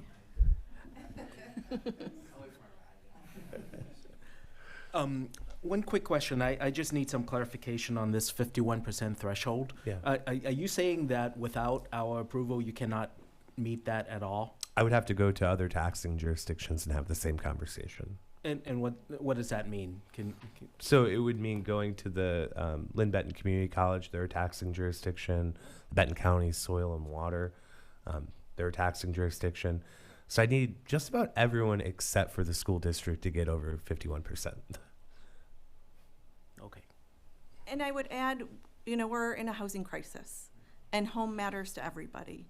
And we know that the state of Oregon has underbuilt 140 units of housing, and we have a lot of work to do as a state to catch up. And in order to do that, you need to have some tools. It's really expensive to develop in some sections of town because it's denser, so it's going to cost more money. Sometimes that means you have to have a property tax exemption. Sometimes that means you don't have to. And so having a financial analysis done with the pro forma, evaluating, can this developer actually move forward without our exemption, is number one. And we have experts that are doing that for us and on our behalf. We then go to council and we get input from the school board. But we're in a big crisis in our state, and 1 unit of housing, even if it's market rate, will free up maybe a house that an elderly couple wants to move out of. That's a single family house that they haven't had another housing opportunity to live in downtown, et cetera. And so the whole housing continuum matters, and we need to be addressing every piece of that puzzle. Affordable, all the way up to market rate home ownership. And sadly, our community spent, and through a lot of public policies, about 4 decades restricting our growth, and we have a lot of catching up to do. Judah? I went kind of full nerd on this. So am I correct in my understanding that the overall analysis when we're seeing other communities adopting similar resolution is that we're able to project more income to the community that overcomes the exemptions that we're providing to this taxing structure? It's not just post-exemption. During the exemption, you're actually generating more taxable revenue. And it's a tricky thing because you would think you're exempting the property, but you're only exempting the residential component. You're not exempting the ground or the commercial elements. And the improved value of the commercial piece of these mixed-use projects far outweighs the taxable value of what it's replacing. And so in both projects, you actually see taxable revenues go up during the exemption period. In the case of the Gordon Hotel and Residences, half of that project isn't exempt. And so you see a dramatic increase. And that's for the MUPTE program. Yeah.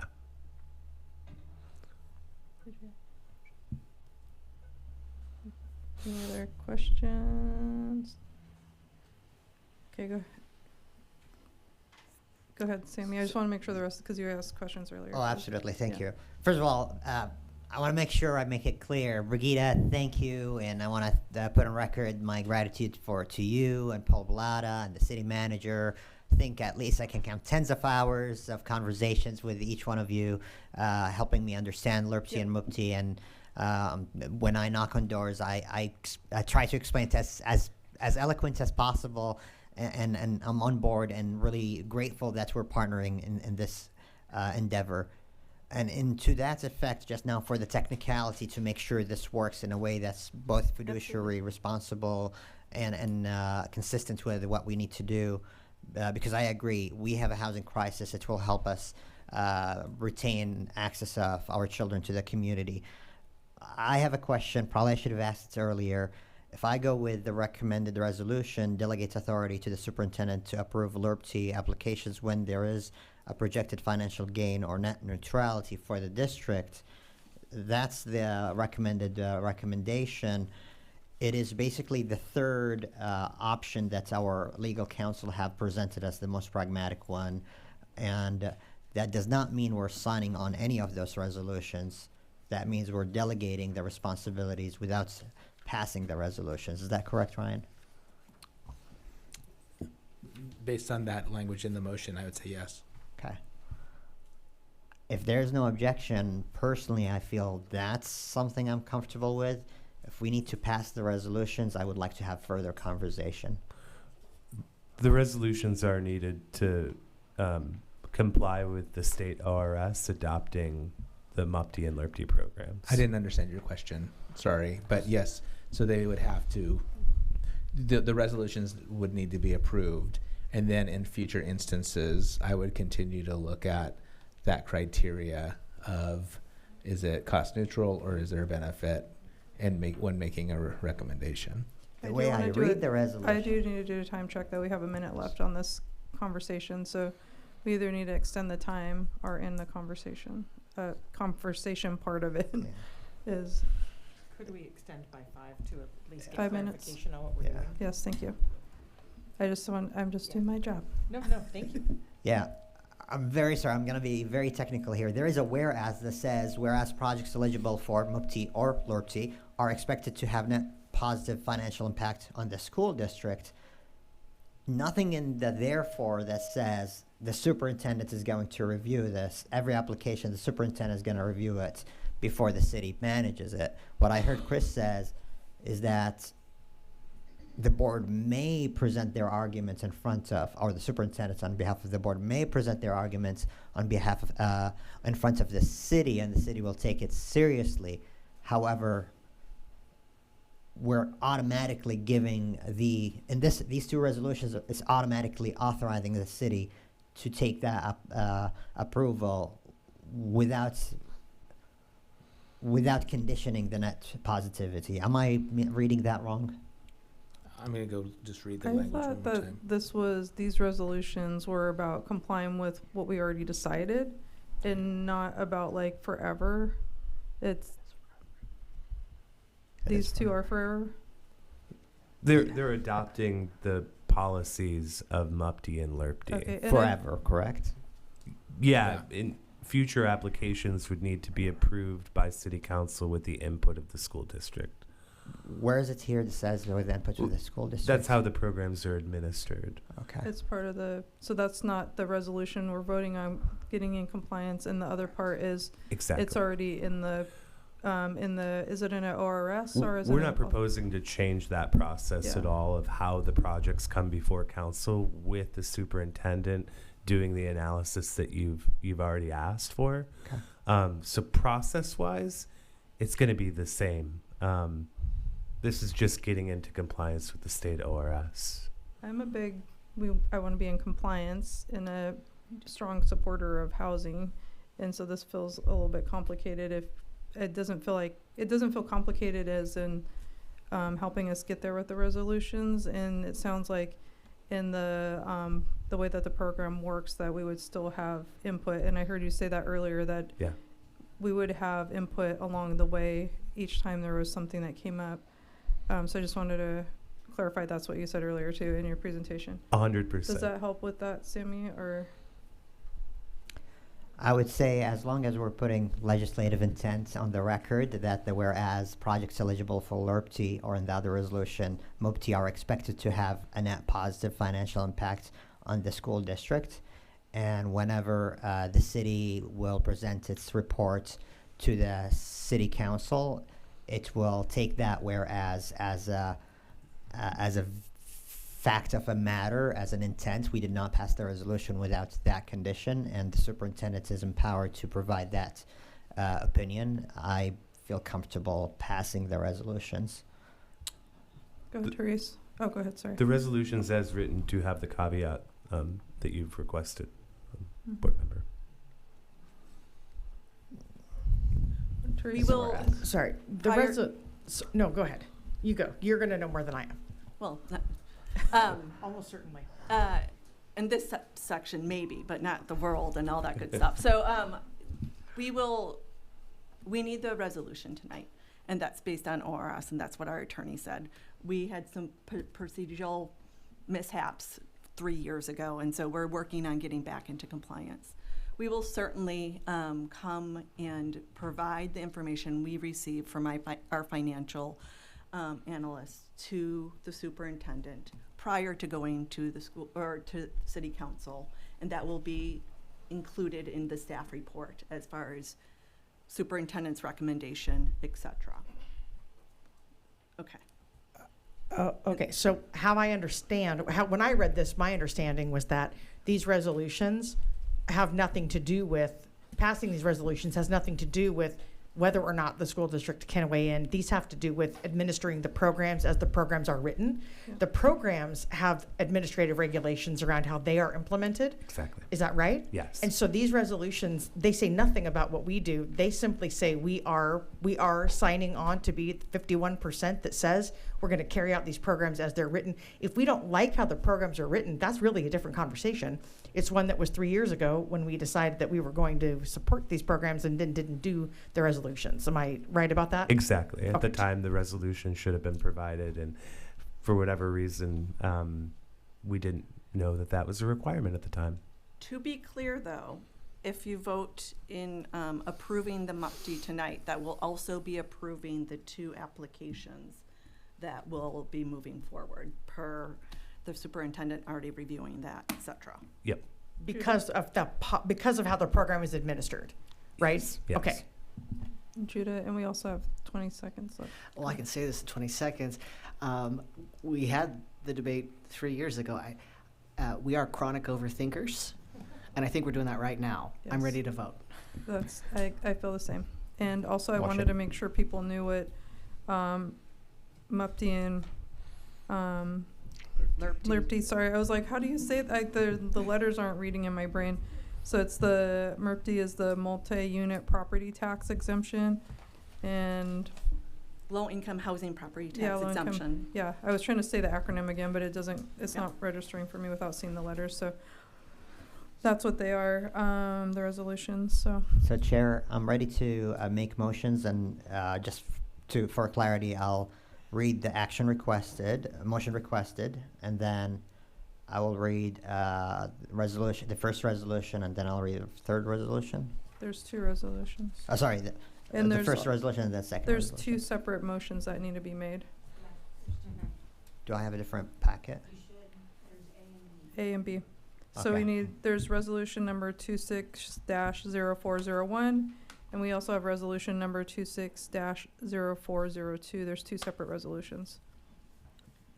Is there a recommended motion under each one of them? Yes. Okay, I don't have it here. It's in the, it should be in the sidebar piece of the board book, if anybody else has access and is interested in making a motion. I also have it on my script if anybody needs to. But I need this back. I need it back to reread it. It's not in there. Oh, wait. It's on the. It's way back at the top. I found it. Chair, I move to adopt resolution number 26-0401, supporting City of Corvallis multiple unit property tax exemption policy under ORS 307.600 to 307.637. Second. It's been moved by Judah and seconded by Sammy. Is there any further discussion? Okay, it's been moved by Judah and seconded by Sammy to adopt resolution number 26-0401, supporting City of Corvallis multiple unit property tax exemption policy under ORS 307.600 to 307.637. Sammy? Aye. Judah? Aye. Chris? Aye. Shauna? Aye. Therese? Aye. Bernie? Aye. And I vote aye. Motion passes. There's another one. 26-02. Chair. So you want to make a motion? Would anyone like to make a motion? Chair. Yes. I move to adopt resolution number 26-0402 supporting City of Corvallis low-income rental property tax exemption policy under ORS 307 subsection 515 to 307 subsection 537 and ORS 307 subsection 540 to 307 subsection 548. Second. It's been moved by Sammy and seconded by Judah. Any further discussion? Okay, it's been moved by Sammy and seconded by Judah to adopt resolution number 26-0402 supporting City of Corvallis low-income rental property tax exemption policy under ORS 307.515 to 307.537 and ORS 307.540 to 307.548. Sammy?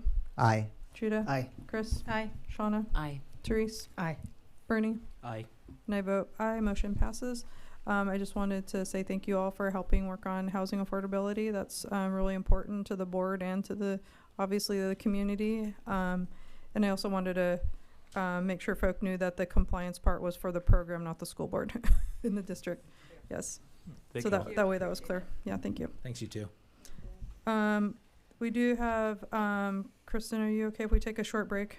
We're going to go ahead and take a 5-minute break before we have our work session with Kristen Miles from OSBA.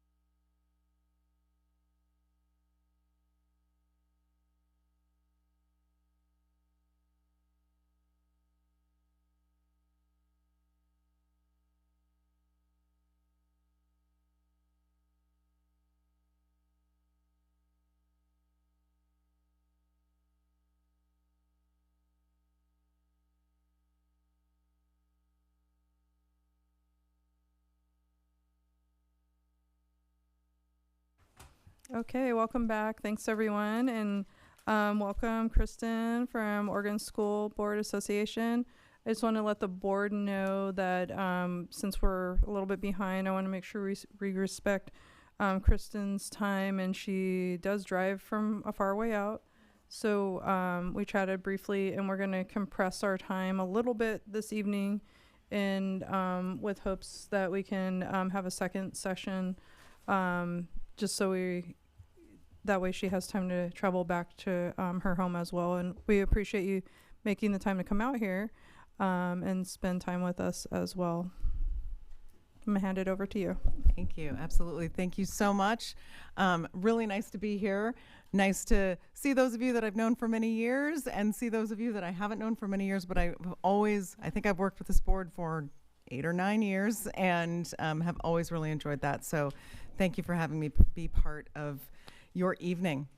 Okay, we can go ahead and share my screen. Okay, so tonight you've asked me to be here to talk about community engagement. And as the chair just said, this is not something that that a board or anybody can tackle in one night, in one session. And I appreciate your interest in talking about this. My suggestion is going to be, especially since we are going to compress a little bit tonight, but I think, you know, as we're planning for this, there are things on the agenda that warrant deeper and further conversations as well. So as we plan for this, I'm going to suggest that we get together more than once.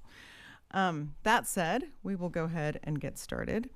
So I can see all of your names, but one of the things is that if we could just do introductions and just also your time on the board, and then what you are hoping to get out of maybe not just today, but this process and this full conversation, because we may not be able to get all of it today, but as you think about why we're here, what are you hoping to get out of all of this? So if I could start with Sammy. Samir Adrabo. I've been on the board for 9 years and 4 months, I think.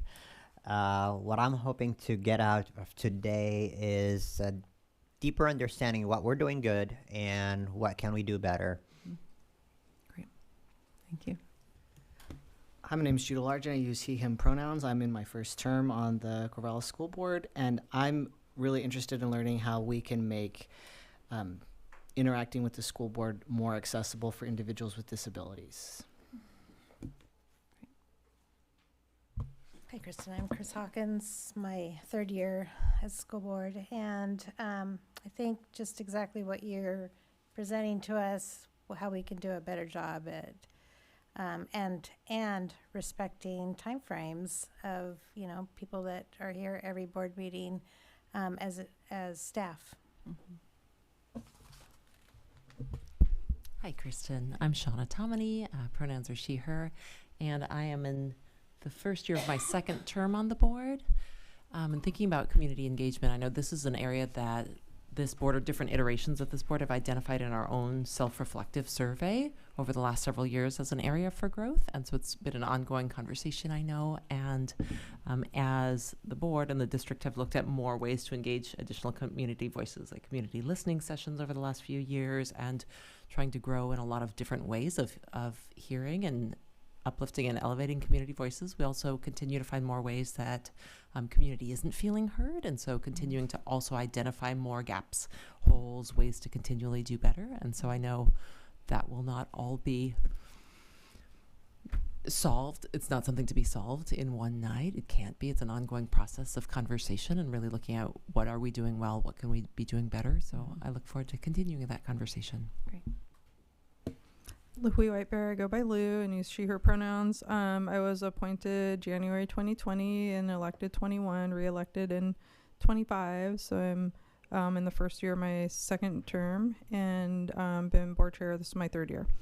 And what I'm hoping we get out of today is to start the conversation and build on it, for one, and for two, for us to really think about how communication needs change from the community.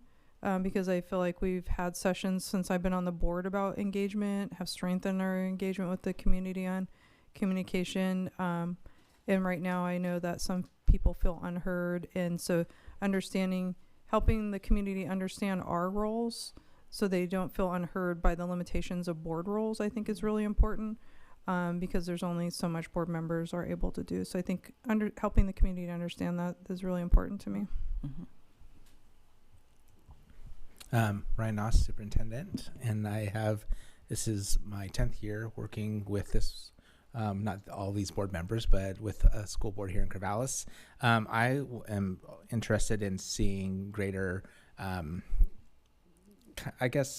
ability for everybody to get on the same page in terms of communication, recognizing that there will be unique differences, but how do we do some calibration and coordination? My name is Therese Jones. This is I'm finishing my 9th year on the board, and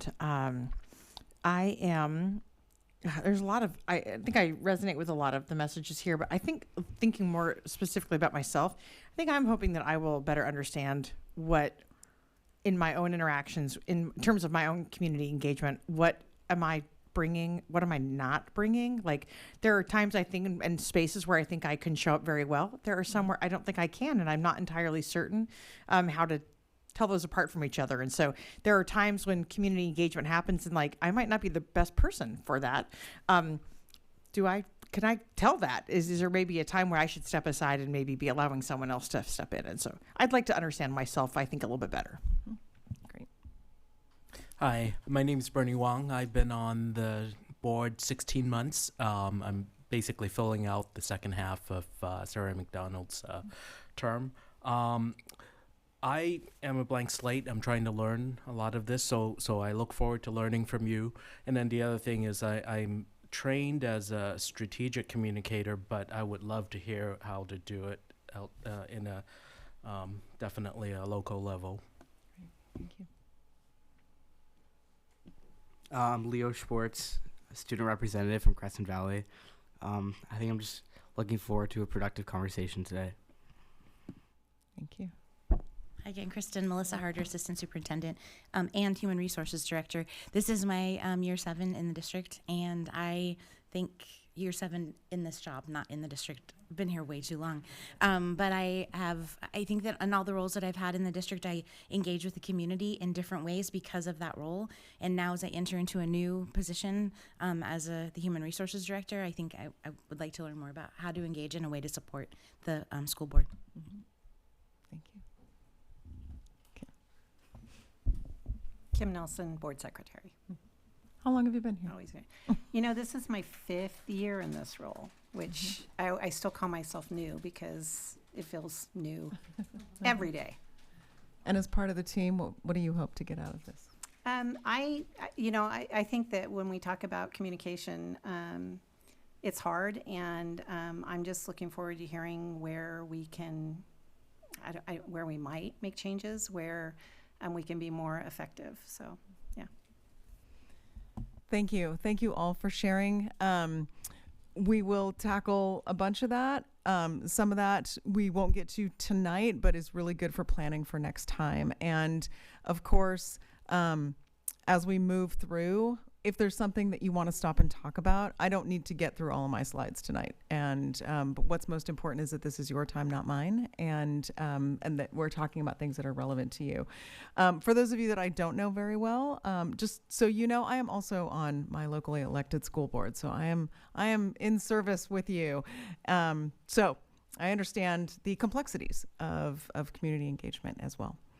Okay, thank you all. So I want to point out, just sort of as an overall thought, that when we are in challenging environments, we tend to increase our individual effort, right? Everybody wants to try hard, and they want to do what they can individually. And in board work and in governance, what we have to do is increase the coherence of this system, right? You all know from the training that you've had and just from being on the board that you work together as a collective. And while there is, Therese mentioned this, like getting to know yourself, where are you the best person to do communication? All of that needs to still happen within a system instead of 7 people out in the community doing 7 different things. So I'm just going to ask you a question here to begin, and there's no right answer to this, but when you think of the board, do you think of the board as a thermometer, which is measuring and reflecting the community's temperature, or more as a thermostat, which is setting the environment for progress? What do you think? Sammy? Sorry, can I call on you? Yeah, Kristen's in charge right now. Oh, good. Yeah, of calling on people. Okay. Can I say both? I think it's, I'm going to lean on the research that Vince usually shares, which is we're both delegates and trustees. I think we're both thermometers and thermostats. Sometimes there's tension between those two instruments. Sometimes one is more salient than the other, or we need both. And we show up as a thermometer sometimes, and sometimes we need to remember we need to be a thermostat. But we can't do it. We can't be one without the other. That's fair. Anybody else have thoughts on that?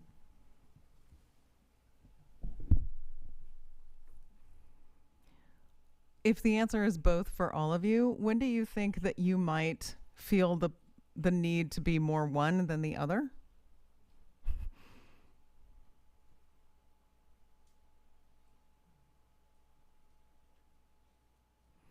These are good questions, Kristen. And you're not a shy group. I know. I'm surprised everybody's so quiet. I saw Therese pull her microphone over. That's okay. Yeah, Bernie.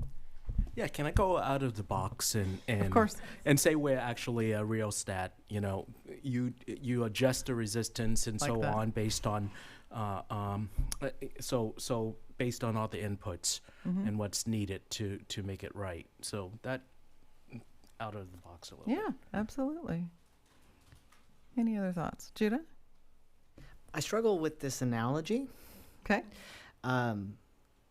We as individuals are one thing, and we were elected for a specific purpose. We are both reactive to, I would say, government environments and policies and needed changes and what the community needs, and then proactive in setting expectations and ideals to work towards. But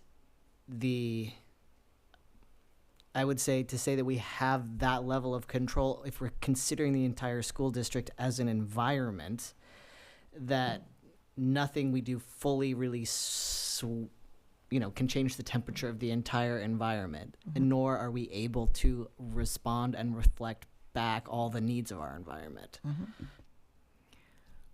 Which I think is a great point, because as you talk about how do you as a board also communicate what your role is and what it's not, I think that distinction about not necessarily being able to control everything and also being reactive to certain things is really important. It's just as important for you to understand what the community needs and wants as it is for them to understand what you do and what your role is. I'm sure you've heard me say this, those of you who've been around. Nobody knows what a board member does, and neither did you before you got on the board, right? And I mean, it is intuitive to think of a board member as like an individual legislator, right? You get elected, you have things that are really important to you, you come onto the board with your values and the reasons that you come on. None of that goes away, none of it. That's all super important. And once you get on the board, your individual authority is really limited. Unless the board gives you individual authority, you function as a collective. And that's super important for not only board members to know, but for the community to know as well. Okay. So within the whole realm of community engagement, what I will tell you is this is, in all the research that has been done about board work and all of the training that we do and the model that we use, and it's super research-based, community engagement is the squishiest piece, because nobody can come into your community and say, this is exactly how you do that. You are always responding to the expectations and needs of your community while staying in your board role and moving work forward. So I can come in and guide you in a lot of ways. I can't come in and tell you this is what Corvallis is about. and that's okay. You know that. You are the folks that represent the district and the community. So within these protocols, just know that, this is sort of the most malleable piece of what we do as board members. And it's dependent on circumstance. So public comment is a big piece. I was here for your public comment section tonight. Just as your caring, disinterested third party, I so appreciated, listening. You've got really invested community members and who also, want to speak to the board. And that's great. Just in and of itself, that's great. And I want to talk just a little bit about sort of the purpose of public comment. And I've read your policy. I know you've got a little bit of a different thing in your policy than many boards do. But let's talk about the purpose of public comment just a little bit.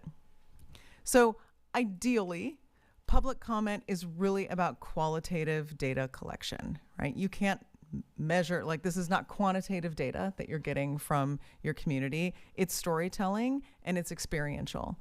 And you're gathering that information to inform your decision making at its most basic level.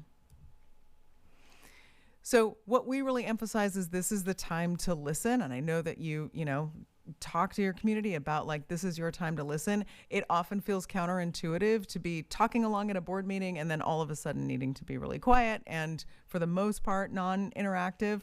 But, we really, and like I said, I know your policy says something different. We also really recommend emphasizing to the community that you are listening and data gathering during public comment. So I know that you respond, or you have the option to respond to your community during public comment, and I heard that happen, and everybody who wanted to ask a question asked a question. I will just put out there that there are a few risks to that. What you decide to do with that is what you decide to do, but there are some risks in responding or dialogue. Sometimes that can create potential friction, or has the potential to create friction.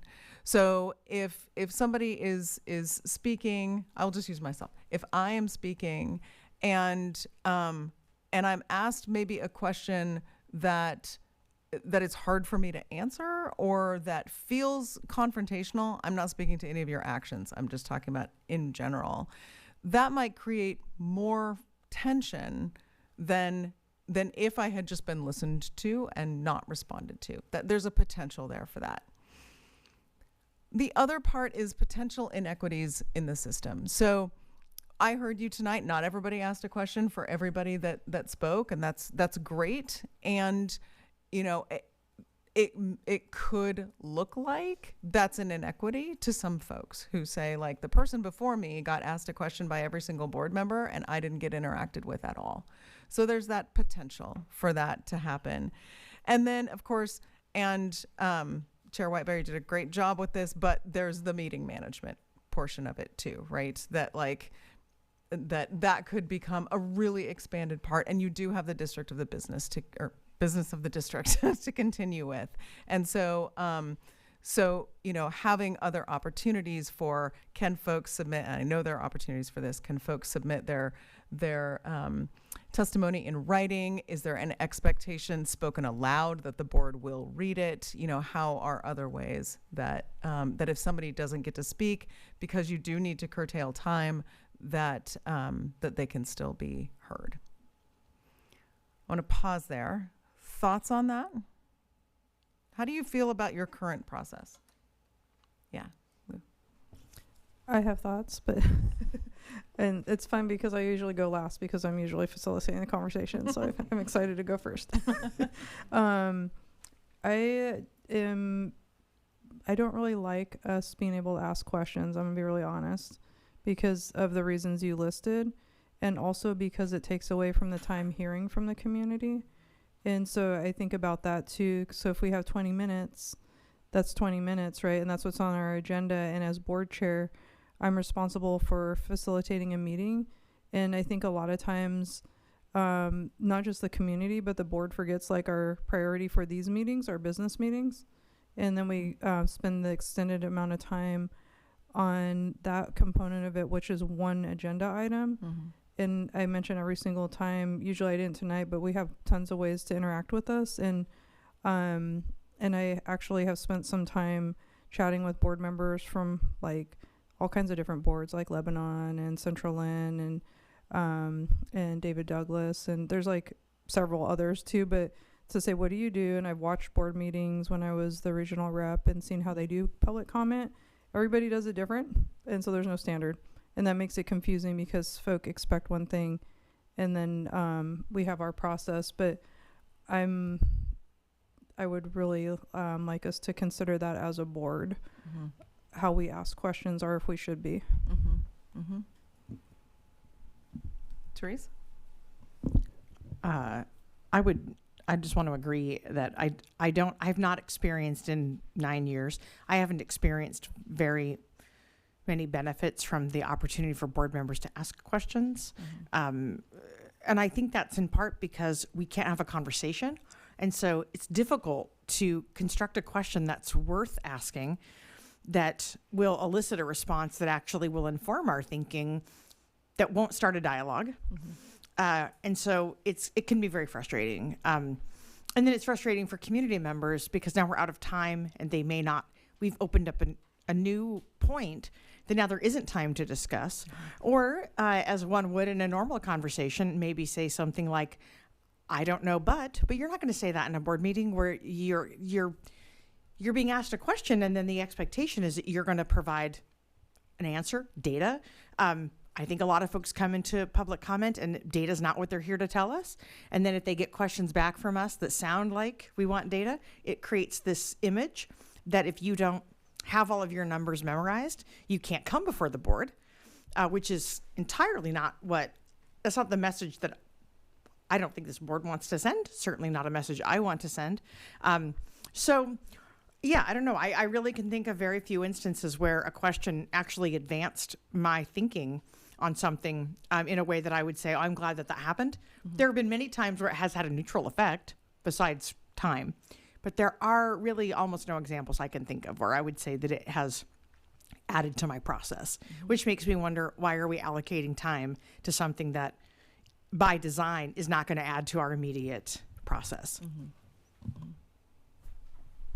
Bernie? Yeah, from a newcomer's perspective, I always wondered about this section because we have 20 minutes to hear one particular point of view, basically. We don't get the whole picture, and part of, I thought, what we're supposed to do is to have the community talk to each other, right?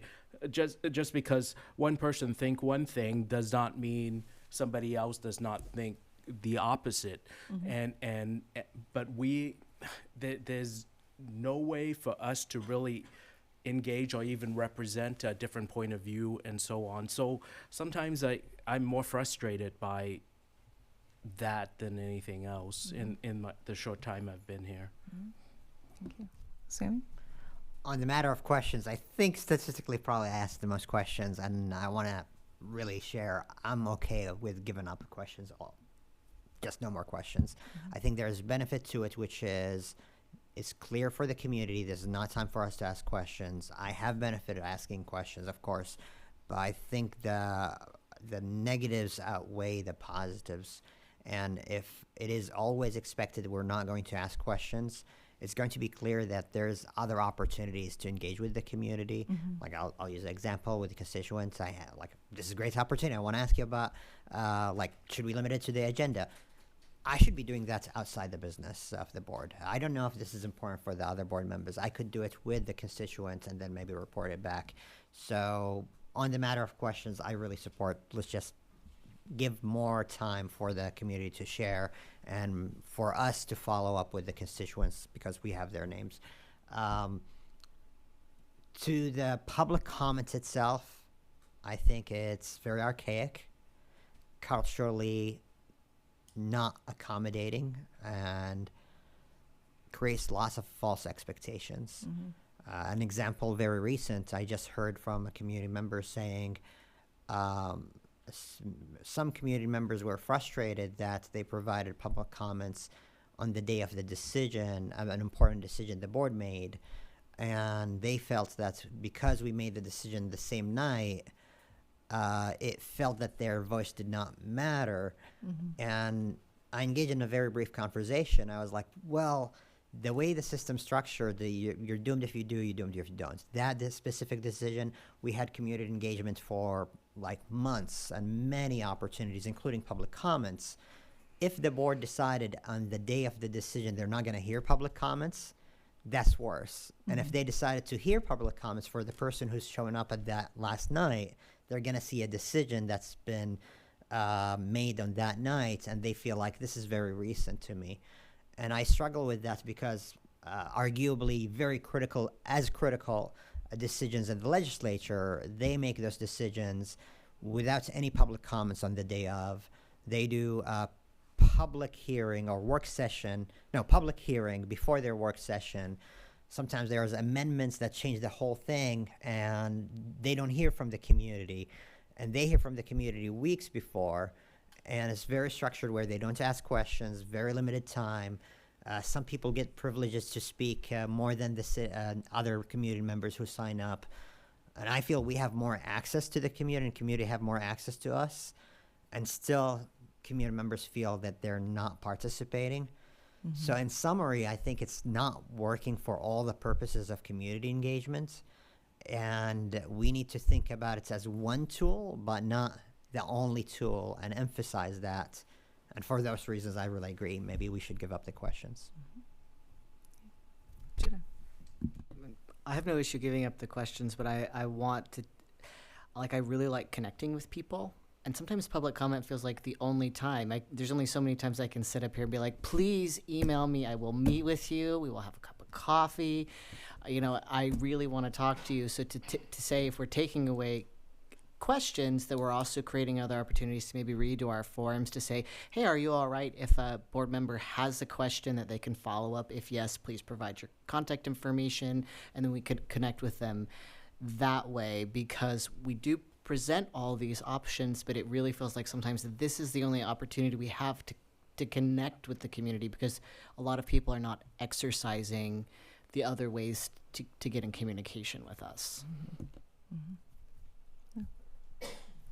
I really like that suggestion, because if somebody hasn't corresponded with us, we won't know how to get a hold of them.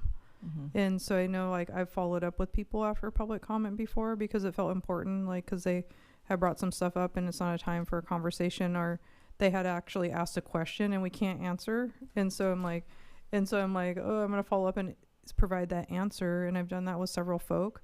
And, but I only knew their email address because they've emailed us before. Right.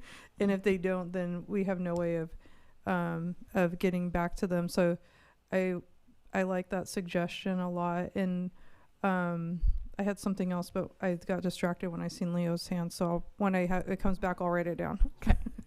Leo. Okay, so if a board member were to ask somebody to conclude their remarks, would that also count? Would that also be restricted, or how would that work? That was my other thing, because that was actually something I started way back, and it was because I'm going to be super real about it. It was because there were people were extended time to finish their comments, especially if somebody was emotional. It's so hard telling somebody you got to stop when they're crying. You know what I mean? I hate doing it. But it's if you're not consistent with people, then some people are going to feel like their voice is not as heard, or you're privileging certain opinions or views or voices. And as somebody that facilitates the public comment, that's really important to me, that there is consistency. I have been cut off before, at testifying at the state when I didn't know how to do public comment. I was like, really? That's it? And so it's it can be hard, especially if you're not used to it. And I did that because of that when I was not chair. And I was like, you could tell they were almost done. Can you just finish that? And so there's pros and cons of that, because then you're extending time for somebody, right? Or somebody's like, oh, we know Lou's going to ask us to finish so we can write a little bit longer on our public comment.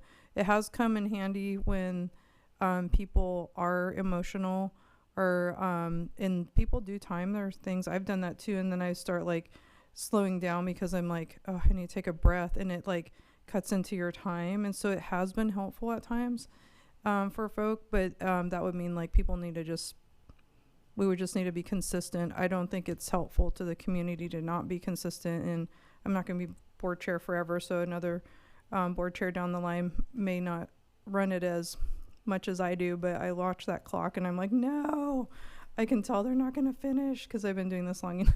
Yeah. And it is hard, but that's kind of, I don't know if that answers your question about that. Would it be helpful, like, to add like a certain like number, like a specific number of time, like 30 seconds extension to finish their statement, rather than just can you finish, because then it's like, you know, don't know how long it's going to be or like that. Yeah, I can see pros and cons of that too, because then people will be like, okay, I can write this for a little bit longer. I will say though that for like we did tonight, if somebody needs translation, they get double time because it's two people saying that we need to accommodate folk. We would do the same thing for like sign language as well, because that's really important for access to us. Yeah, so absolutely. That was actually what I was going to say was, thanks for asking that. It reminded me, like that part right there is like the hard part too. Yeah.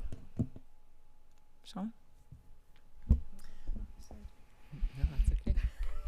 So I'm still forming my thought, but something that's coming up for me is that we're really thinking about this right now from the lens of what is the benefit to the board of public comment? And as we're talking about community engagement, thinking about that as a multi-way street of what are the benefits to the public of public comment as well in that exchange. And so as we think about what's working well on this side in terms of like, it's hard because we can't have the conversation that we want to have. We can't always say in the moment, ooh, actually, that's different than what we know. There's more information that would be helpful right now. Or can we talk about this? Or can we work through this? Or can we bring in other information and address this? And it's not a great opportunity to do that. And so I really appreciate that others are acknowledging that there have to be, and there are multiple channels for that information. And also just thinking about what are some of those benefits that the public sees that we want to make sure we also preserve. And we can't necessarily be the ones to determine that alone ourselves here, but just thinking about some of the things we've seen of solidarity and community. You know, tonight there was representation from a school that came supporting and affirming one another in highlighting some messages really strongly and then multiple messages as well.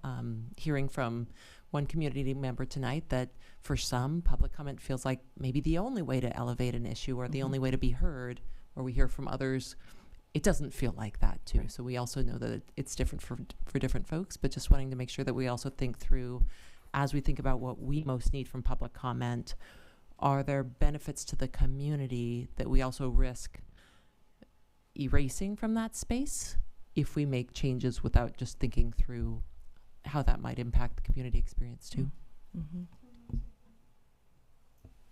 I have a lot to say about public comment, obviously, but because I keep raising my hand, I think I know that's why I don't like us asking questions, because for some people it feels like, I've heard personally from people that feels condescending sometimes, and we ask questions, and that's not the intent, but that doesn't erase the impact.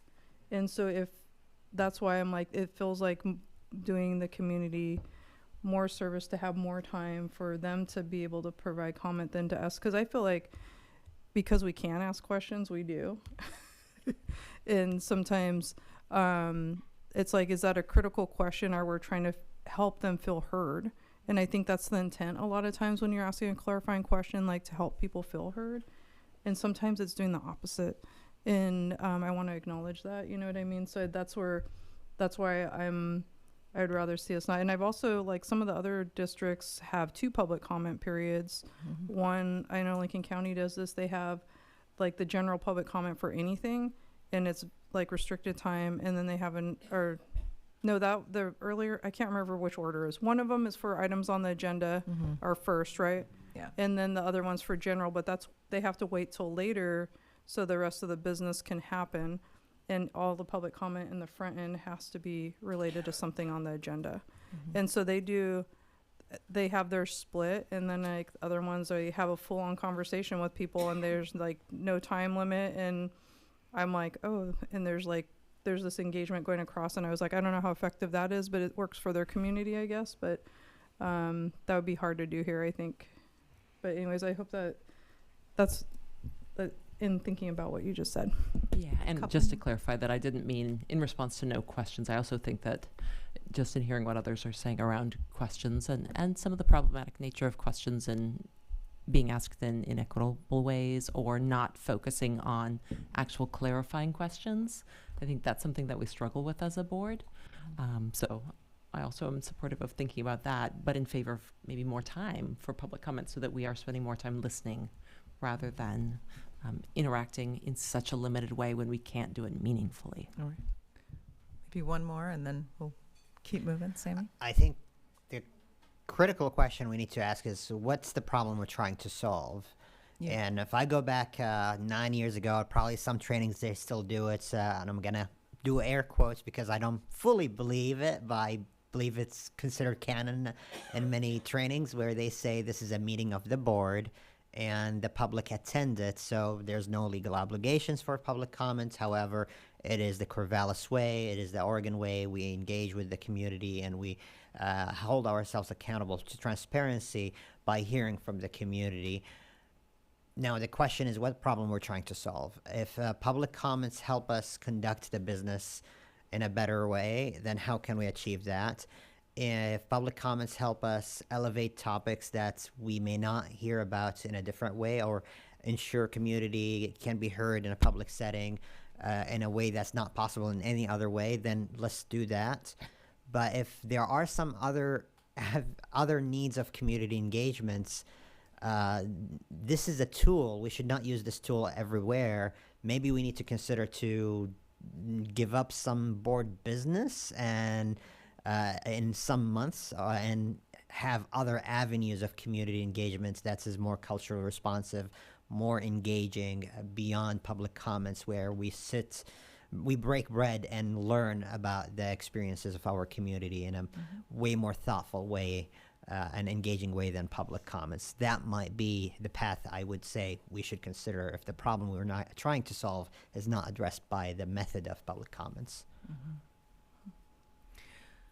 And it sounds like there may be, I mean, what I heard from most of you is that, like, yeah, the responsive, the questions afterward may be something that this board is actually would want to actually consider. That not obviously taking about public comment, but your piece in your policy about, like, do we ask questions afterward? And so I would encourage you, that would be a policy change for you.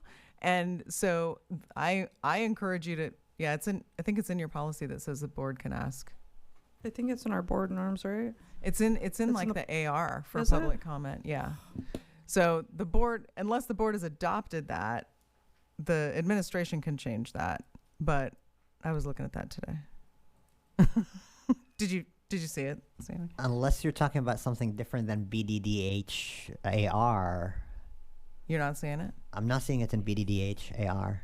Okay. BDDH AR doesn't talk about it, and the and then the BDDH itself, the policy, talks about public comments, but doesn't address questions. It's nowhere norms. I'll send you what I found because I was looking at it this morning. But even if it is, I mean, we can always request Melissa to bring that forward for us. Yeah, exactly. That's something that can be changed. When we do board comments, we can ask for that. Yeah. Yeah, that can be changed. Yeah, Leo. Before I head out, I just want to say one thing that I really appreciate the board's willingness to come meet with our student government throughout the school year. It's been super helpful. It's cleared a lot of things up, especially back in November when all the consolidation stuff was going on. That was super helpful, and honestly, it just builds trust. It's been a really big help. So I just want to voice my appreciation. Thanks, Leo, and have a good night. That's good. And that's a super important kind of community engagement, right? Hearing from students. Chris? Keeping quiet on it, but what Leo was saying I had written down, and I just was trying to find the right time to say it, but I think it's really important when we hear from our students. In fact, that's my favorite time, is when students come and speak. And yet when we've had large groups, some of our students had to wait till the very end. You know, it was 10 o'clock at night when our students spoke, and even when asked for community members to step aside, some didn't, you know, to allow our students to speak. And so I wonder if there's a way we can prioritize our students, because that's truly who we represent. And so I just wanted somewhere to say that, because I think it's really critical that we allow for student testimony. And like we had fourth graders, you know, waiting till 10 o'clock at night to speak, and that was really tough, you know, and they didn't even know how long they were going to have to wait. So I just want to make sure that we put them at the front, if we can do that somehow. I will say that in my years of working with this board, there was a project that you all did, for those of you that weren't around during this time, during COVID, that we did online, and there were students involved with that. I don't remember if that was strategic plan or if that was, what was that, Sammy? The racial equity policy. The equity policy, yeah.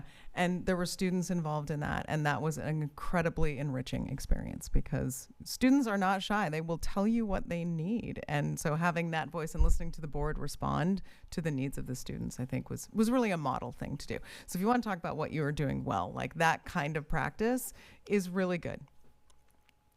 Okay, I so appreciate, I think this is, I don't know how often you talk about this, but hopefully you all heard from each other things that maybe you hadn't talked about before and can think about maybe a different practice for that, but that's up to you. So what we really want to also do is institutionalize the why. Why are you interacting with the public? What do they need from you? What do you need from them? And that's part of these protocols as well.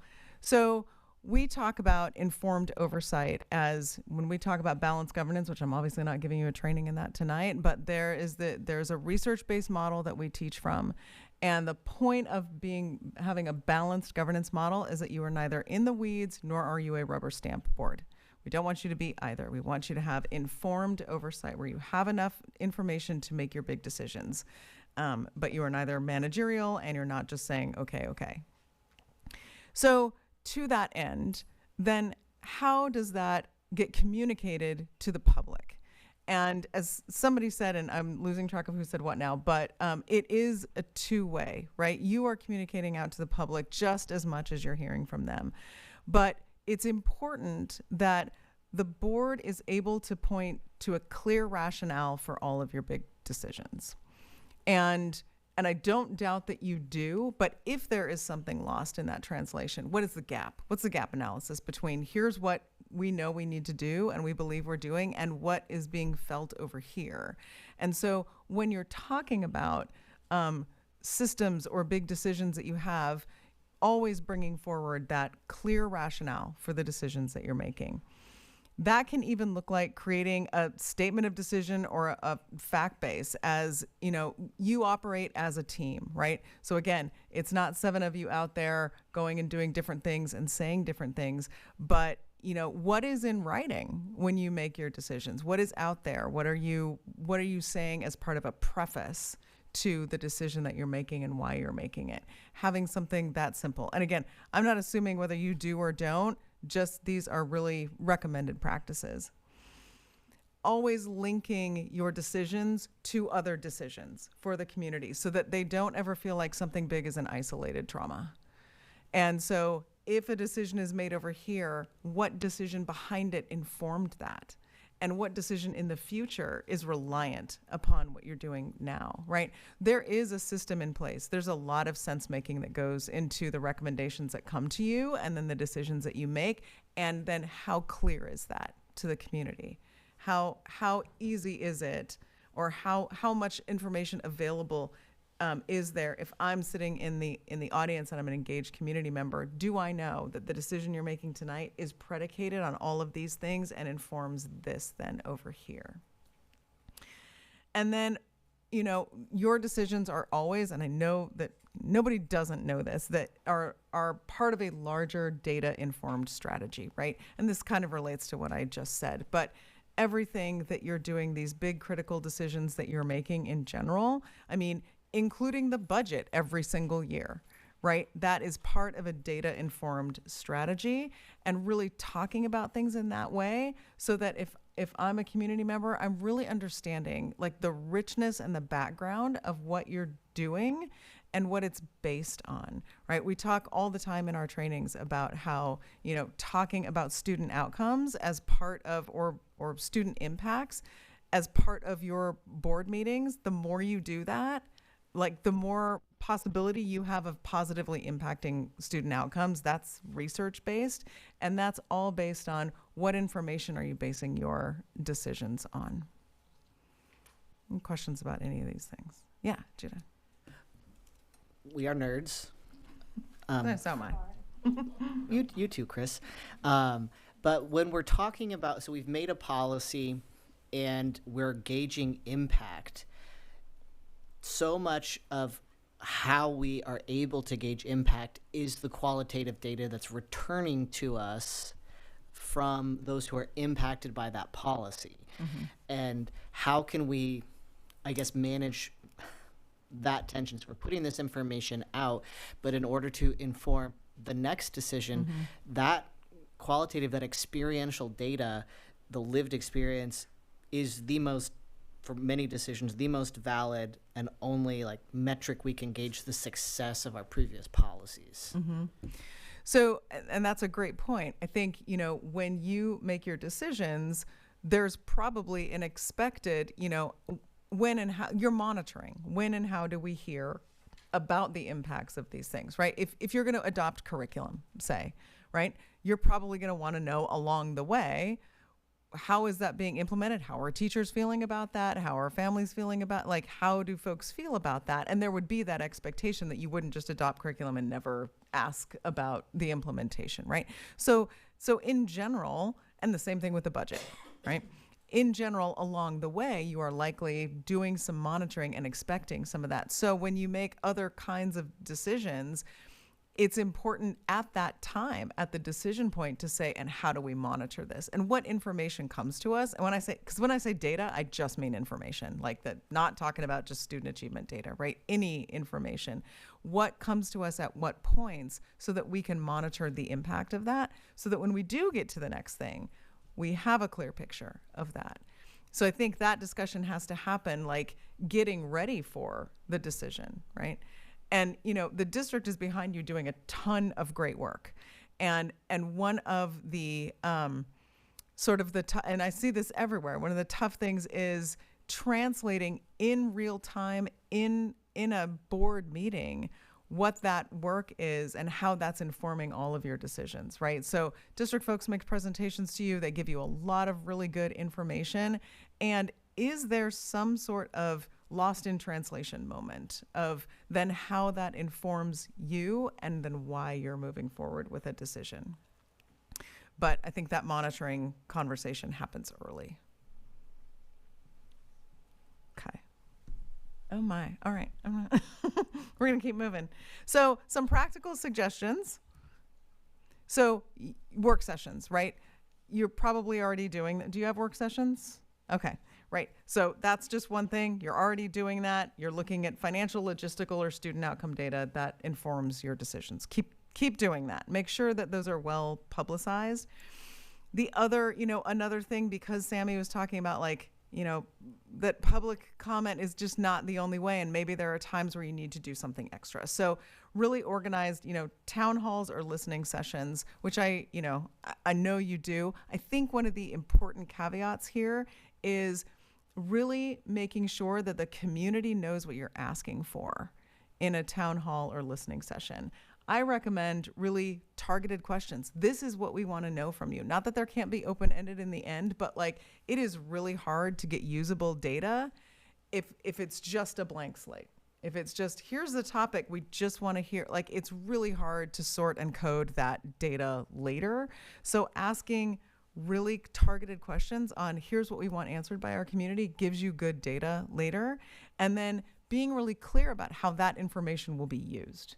Right? At what point do you take that in? How is that used when you make your decision? Is it something that you're going to consider? Is this like 6 months ahead, so you're going to do it again? Or what is that? So if I'm a community member and I walk in to a town hall or a listening session, I know what I'm giving you, I know what I'm being asked, and I know how you're going to use it later. Sammy, did you have? Oh, okay, great. And then what we heard during board meetings, if you've had a community input session or you've had community input on something, not everybody else heard that. Right? Not everybody in your community knows that other people have spoken up about something. So even reflecting, here's what we heard as we move forward with things, or here's what we're hearing, especially as you have multiple opportunities to have community input.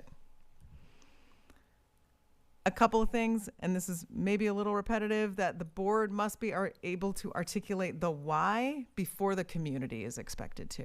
So the community can't say, well, I know why the board is doing this, unless the board has really articulated that first. And this is a question for more discussion later, but when the community provides feedback that, oh, my little thing is in the way, that is different or counter to a board's decision, then how can the board make sure that the community knows that they were heard? Right? Because you are always going to make decisions that are counter to somebody's thoughts every time. So so what does it mean to feel heard? I think that's just a question for everybody all the time. But then how can you ensure that assure the community that you heard them and it was used in this way and you still made this decision? When we look at repair with the community, there are times for every board where a relationship is tested between the board and the community, and there needs to be repair afterward. So we will talk about this more deeply. I mean, I would recommend talking about this more deeply in a future session, like we talked about. But just to give a real overview of what does that look like, it's always important to validate the impact and to be really transparent and honest about that. We know that this was the impact, but the next one is agency audit and non-negotiable participation opportunities. So agency meaning the community feeling like they have agency. So what is, you're looking for, where did the community have non-negotiable participation opportunities? So as you're looking at a big process or a big decision, and obviously you're collaborating with the district because the board doesn't set up all of these individual things, right? A lot of this is district work that the board is participating in.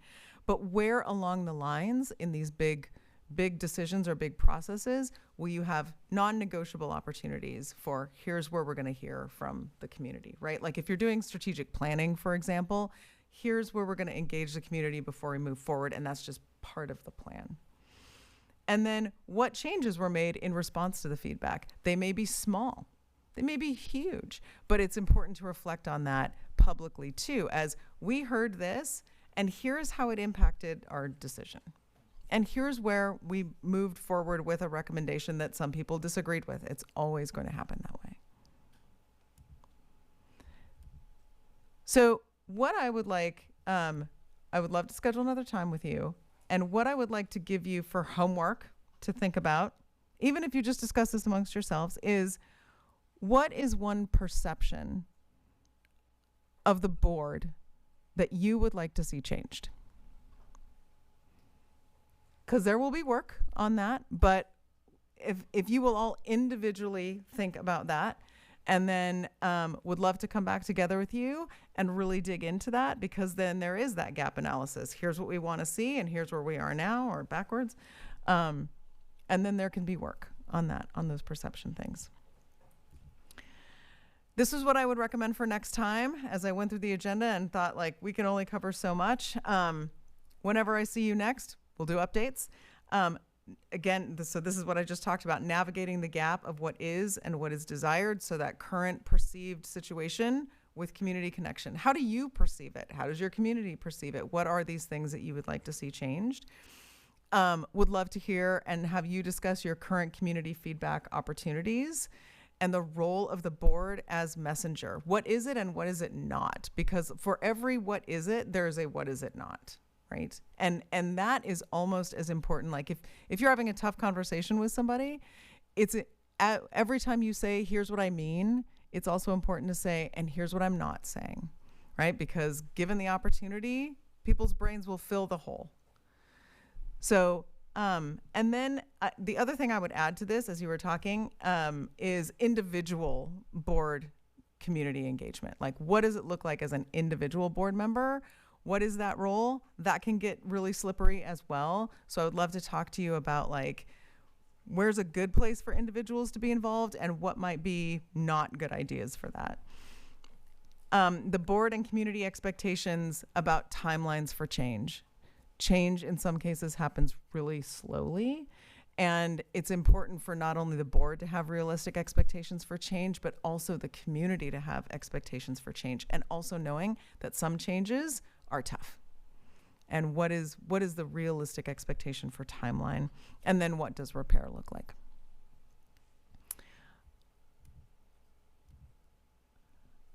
I know they don't have a ton of time. I will ask you one last question, because I know you want to leave with this, and I think it's really important. I have always seen this board as a board that is super invested in its community, first of all. Like, every iteration of this board that I've ever worked with has spent significant time on community engagement. And it's not always easy, but in my almost 10 years of experience with you, that has always been really important to the board. And so the fact that you just keep pursuing that is a really good message to your community, and is super important even when it's tough. Let me ask you just really quickly, what do you think you're doing well? I would like to leave this conversation with that thought. What are you doing well?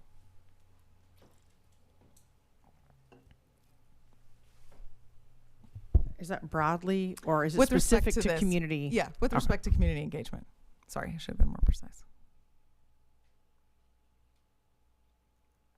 Shauna.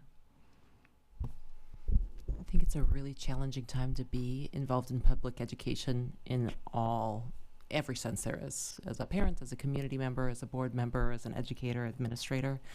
And as a board, we continue to show up. And every time we come together and have board member reports, everybody has things to share about ways they're engaging with students, or going to music events or theater events or athletic events or robotics, or it's a board that continues to show up even when it feels hard. Anything else? It's important to look at continuous improvement, and it's important to say we recognize we have strengths. So yeah, Lou. I think that we all take time to engage with the community. You know what I mean? Like on an individual basis, and actually, like Shauna says, like even when there's challenging times, or maybe people don't agree with whatever decision, whether it had been like with school consolidation or any other thing, budgets, anything, we still make time to meet with people when they are willing to. And so I think that that's important to recognize, because I think some people in elected positions don't do that. And I feel like this board is really committed to actually engaging, even in tension. That's great. Anything else? Judah? I think that we operate in very diverse ways. Like I didn't share my board member report. I'm involved in some Senate committees. That's not very exciting to announce in your board member reports, but that we show up to events, we show up for policy, we show up for school board association, we show up at individual schools, and so we are, each of us is kind of operating at in a slightly different way. Anything else? Ryan? The comment that came up earlier about when public comment happens, boards could easily have public comment at the end of the meeting, and do the work and then have public comment. There's no reason you can't do things like that. But this board has always been outward facing and community oriented, and I could never imagine this group coming up with that as a proposal, right? Because they're just always thinking about how to do this better. And it's always on their mind. And I think that you could just stick with status quo or make it more difficult, and that none of those things even register with this group. Yeah. Anything else? Any other reflections? I think consistent with what was shared, when I joined this board, and with all the accolades for those who came before me, many of them are or were mentors to me. The culture of this board, the composition of this board is the most diverse in every meaning of the word that it's ever been since Corvallis existed as a city, or the school district existed as a district. And that's not just a description, it's actually a feature of acknowledging that we're 7 with very diverse experiences, lived experiences, cultural experiences, age diversity, and at the same time, I'm busy. Every one of us is busy. Don't have lots of time on the side. They're spending time in many avenues, and at the same time acknowledge that there are circles beyond our immediate circles that we need to outreach to, and we need to make sure each child, each community is heard. And I can see that intentionality. I don't know if there's a correlation there or not. Personally, I reflect on my own experience. I know it is important for me to be represented by people who say, Sami, you don't look like me, and I want to hear from you. Mm-hmm. I don't go to the same store you go to. I want to reach out to you. And I can see that in my colleagues, that we really do our best to go beyond our immediate circle. And that really helps us truly represent the amazing diversity of this community and the children that we serve.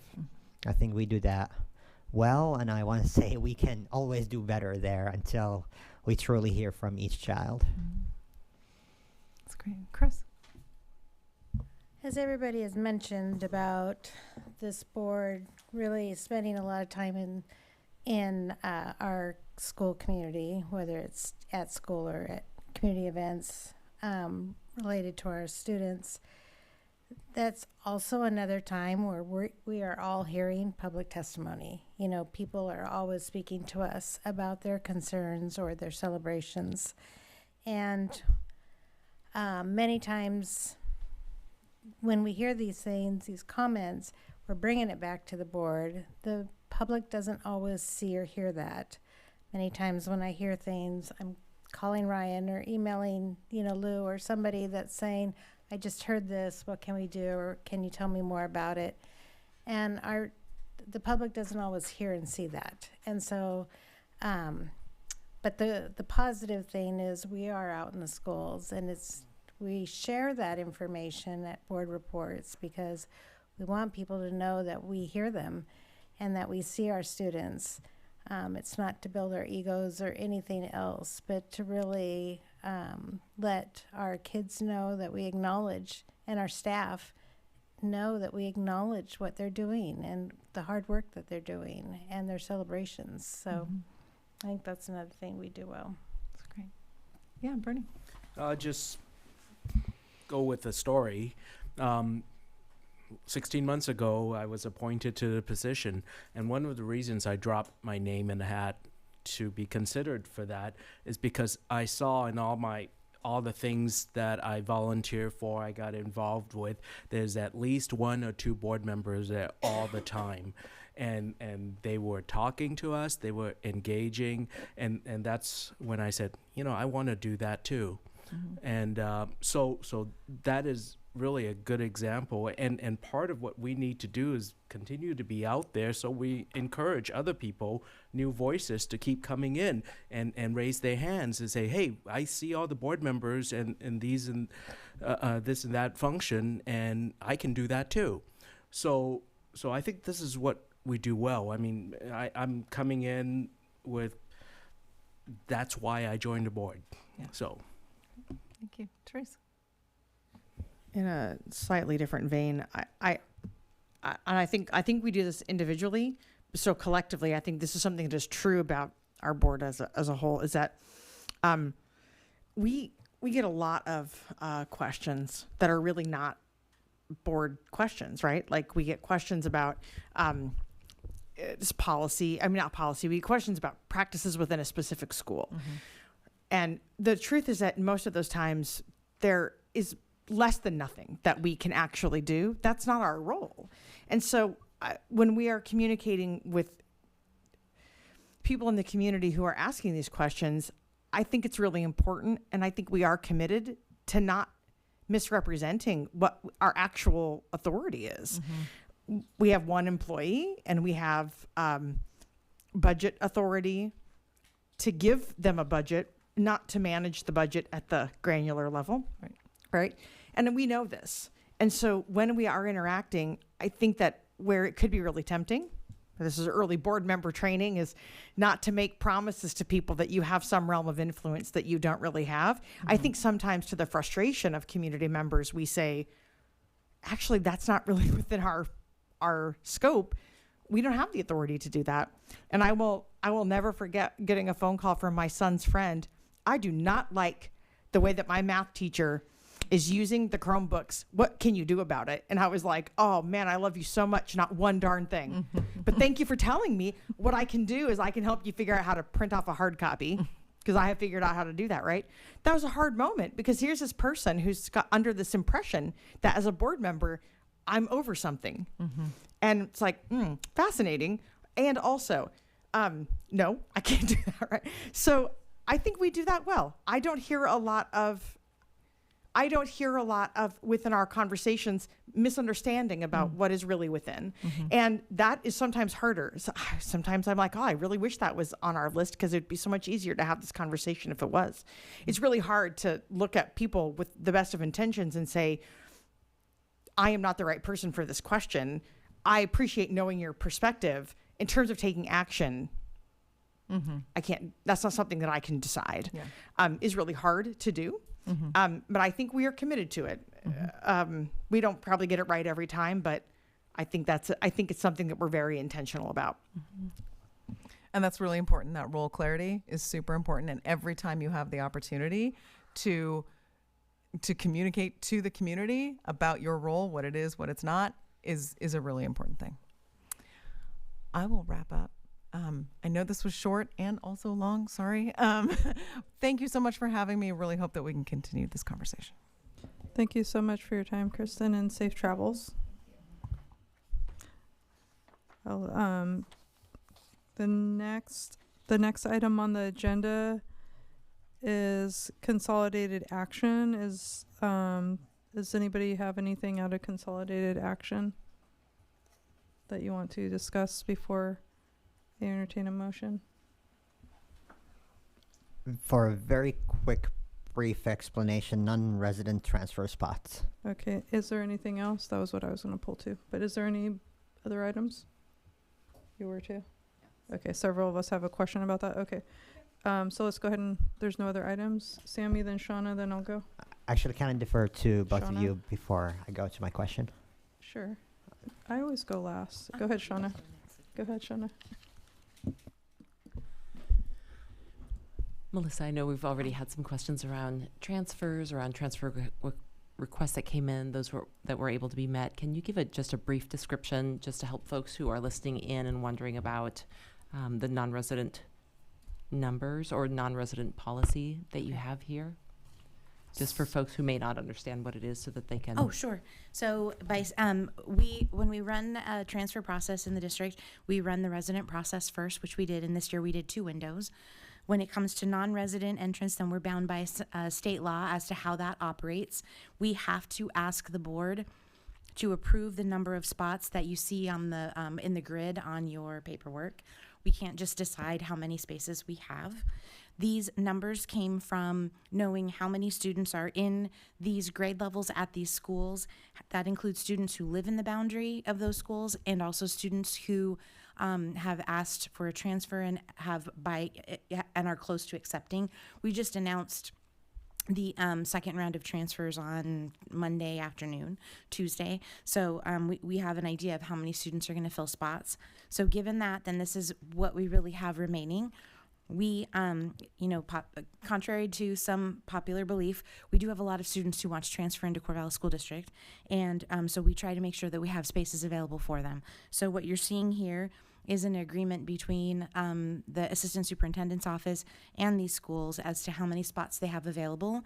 Limitations like siblings only are because it's very tight. And one thing that we want to make sure is that if we have students who are non-resident transfers at a school already, that if they have siblings, those siblings can also remain with the family. It makes it easier on family for transportation, that kind of thing. Is that helpful? Super helpful. Okay, thanks. Can I ask one quick follow-up?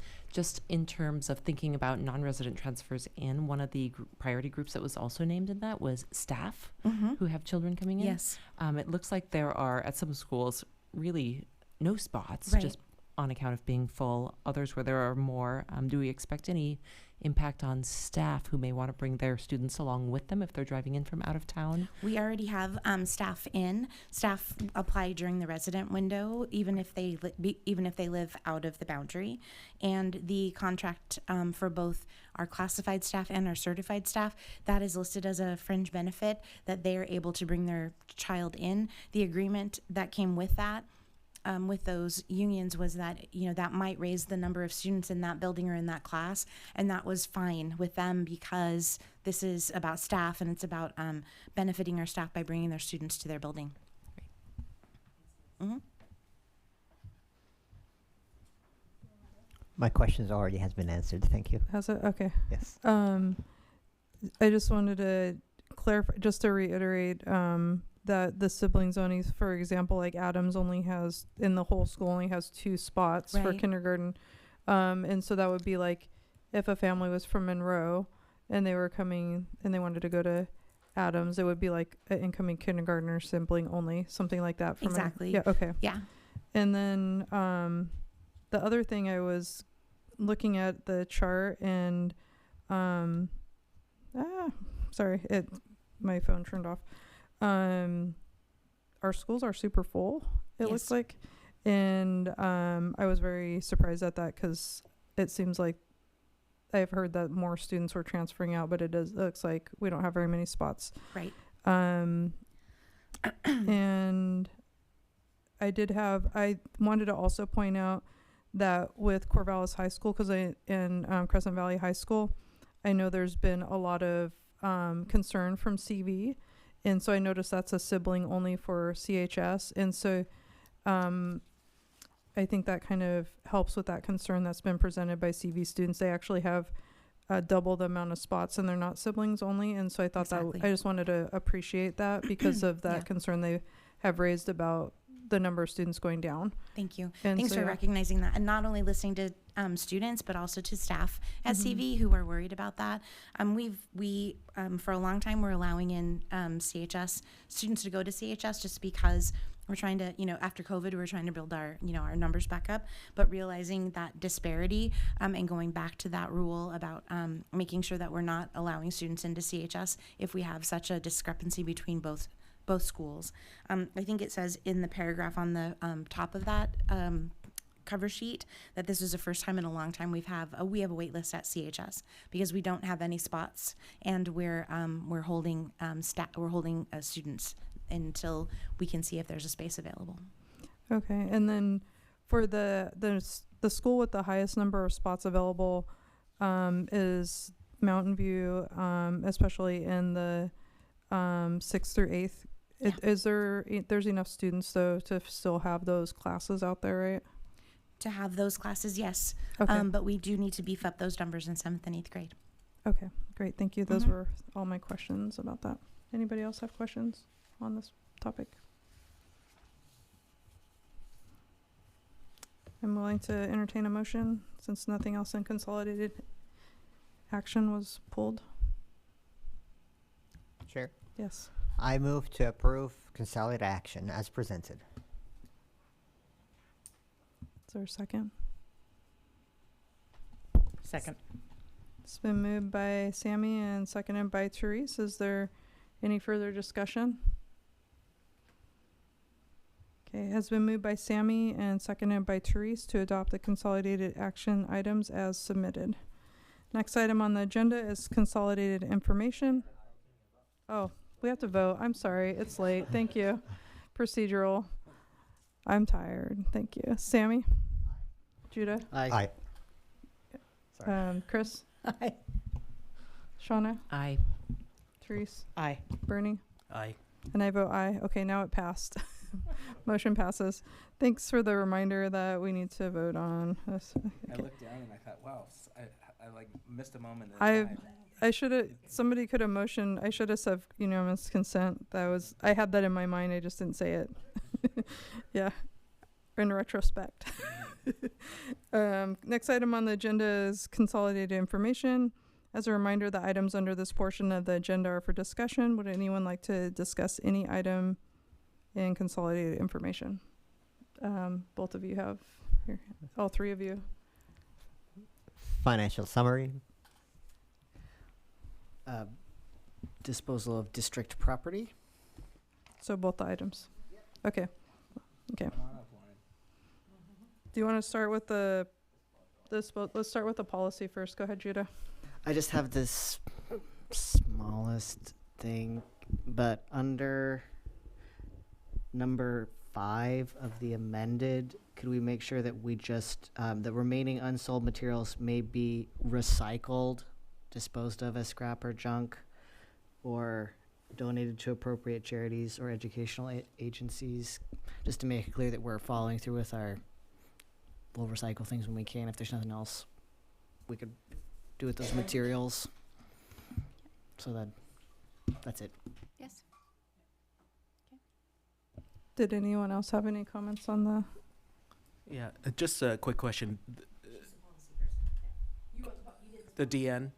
Oh, okay, this is reflecting the state code, right, the ORS, or what's the basis of the modification? I mean, why are we modifying the policy from the previous? Why are we modifying the policy? Because the current policy requires us to bring anything that is surplus to you in a list. Yeah. To surplus the items, which requires an immense amount of staff time to do all of that, and also creates a big sort of pile up and additional storage required because of the amount. Say if we can only do that once a month for every single item, then we have to store it somewhere in the interim before we can get rid of it through whatever pathway that is, via a sale or giving it to another intergovernmental agency, like all of those different pieces. So the current policy as is extremely time consuming and inefficient. And so this is giving us the authority to dispose of property under certain limits, all with following public law, public property, and then only bringing to you those higher dollar items. Yeah, that's what I'm getting at. The public law that drives this. Is this in keeping with the provisions of that? Correct. There's no the limits for like the dollars is not required, and this is also a sample policy from OSBA. The thresholds that I used are similar to what the procurement policy is, so it gives a similar level of authority needed to procure an item of that dollar amount as it does to dispose of an item of that dollar amount. So and just for quick clarification, the dollar amount, is it the fair market value or the original acquisition value? It's a fair market value, but I mean that's up to some discretion. For example, we have a fleet of copiers that will be out of commission. They're no longer, they're end of life, and we have to procure a new fleet, and so we'll have all these copiers, and they truly would have no value because they're not usable, but other districts may want them for their parts, and we'll dispose of them that way, probably, most likely, and then get rid of the rest that's someone doesn't want. So it is following what is happening for the most part and letting us do that process in a more efficient way. Okay, thank especially you. with reduced staff time. This is some of this impacts my staff, but most of it impacts our operations staff. And so this lives under the financial section of policy, but really was a request from them to be able to make this work happen more efficiently. Okay, thank you. Any other questions on the policy? Okay, financials. So, Lauren, thank you. Could you remind us the associated payroll costs? There is a very unfavorable variance Yeah. that we're anticipating, slightly less than 10%, not there yet, as a February statement. So, what is it, and are we expecting it to stay under that limit by the end of the year? So for the associated payroll costs, that's all related to PERS. A sort of, I'm trying to answer it in the most concise way. We have a fund that's an internal service fund that we can use to offset PERS cost. And for some cleaner and simplified accounting, we decided that we actually are just going to flop what we are spending out of that area. And so we will be significantly underspending, and it hasn't reflected yet because those journal entries haven't gone through. But we will be underspending in our category for insurance premiums, because we're just going to move the expense over there. So it's just a flop of what we're paying for, where both allowable expenses under the internal service fund for accounting purposes. It's just cleaner. Okay, that makes sense. But when it was budgeted in that fund, in the internal services fund, which is why there looks like there's a difference. When we did the supplemental budget, I didn't correct it because what you see here is objects, and we are doing the appropriation on function, so it doesn't require me to do any sort of supplemental. But I could have added a narrative in the cover, which would have been helpful. Yeah, thank you. No worries. And I don't want to steal the thunder from next week or the following week, but how do you anticipate that working next year? Do we have any forecasts how the PERS rates are looking, and if we will need to tap into that account or not? So the PERS rates will be the same next year as they are this year, because it's established for the biennium. And so those won't be changing. We will be budgeting all of the PERS expense in the fund in which the position is paid for. This represented a split of about 4% and 2%, I think, for a total of 6% on the pickup, which is an employee benefit, which is why we are able to use the internal services fund. So you will see it all reflected in general fund next time. The reason why we actually decided to make this shift is to help with historical trend data and having it all built out of, paid out of the general fund to kind of smooth the trends a little bit, because PERS is going to be something that we continue to talk about over the, well, I don't know how long, forever at this point. At least 10 years, maybe 20. Yeah, so I mean, it's going to come up, so we wanted to make sure that our historical data and our trends were as accurate as possible. Perfect. Thank you so much. Did you have financials too? No. Anybody else? Everything, it was already asked. Anybody else?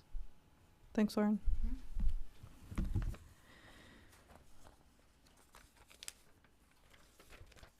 Next item on the agenda is board member comments. Is there any board member comments? Oops, I dropped my pen. Shauna, then Chris. Just in thinking about a lot of the public comment we had tonight around concern for students, their mental health and well-being, counseling support, mental health support in the coming year, what that's going to look like. Ryan, it might be helpful in the coming, whenever it makes most sense in district process, if that could be something that was shared as part of the consolidation update or reports, just in terms of how's the district thinking about that, what are the ways that the district is thinking about, both in terms of there being more students in schools, but also ensuring that they really have that mental health and counseling support needed. I think it feels like it would be, I know that level of staffing is outside of the board purview, but at the same time helpful for us to hear about, and it sounds like the community's asking for that too. Sure. Yep. That's okay.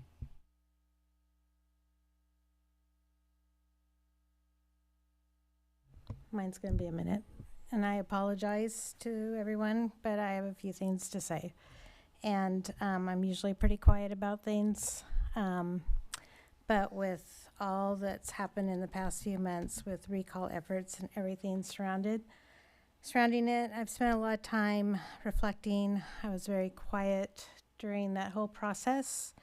And yet I feel that I really need to speak my truth.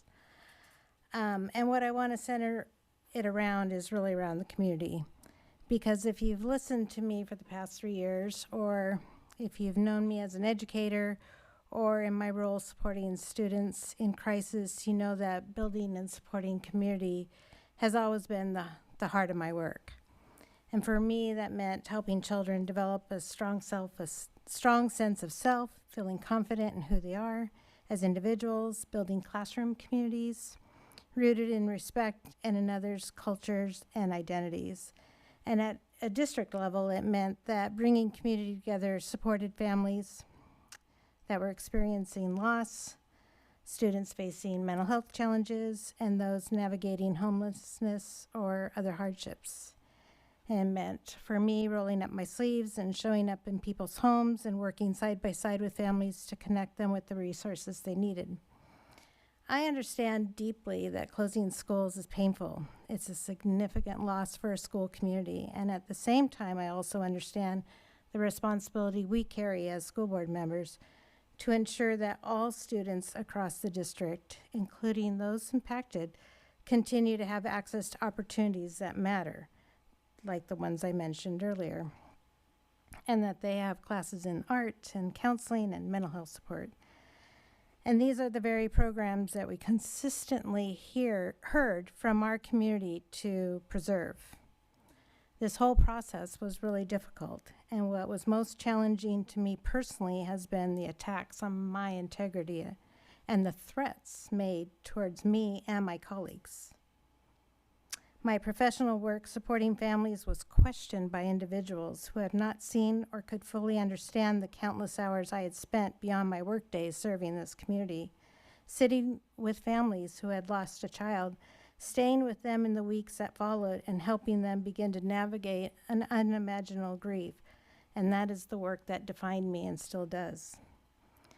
As I said, I've remained pretty quiet about this, and I'm deeply grateful for the many community members who had reached out in support of us and my colleagues. This encouragement mattered. The decisions we made were not easy, but they were made with the goal of ensuring that all students in our district continue to have access to the opportunities that they need and they deserve. And I stand by those decisions. And yet now I believe it's time for us as a community to move forward together. Corvallis has long been known as a place of caring and compassion and connection. In my experience with crisis response, healing happens when communities come together with a shared purpose, when we take something difficult and transform it to a collective action. The students and staff of Corvallis Junior High and the other affected schools are going to need us. They will need us to help build new communities where they feel seen, supported, and connected. That is the work ahead of us, and it's work I remain deeply committed to. Thanks. Thanks, Chris. Bernie?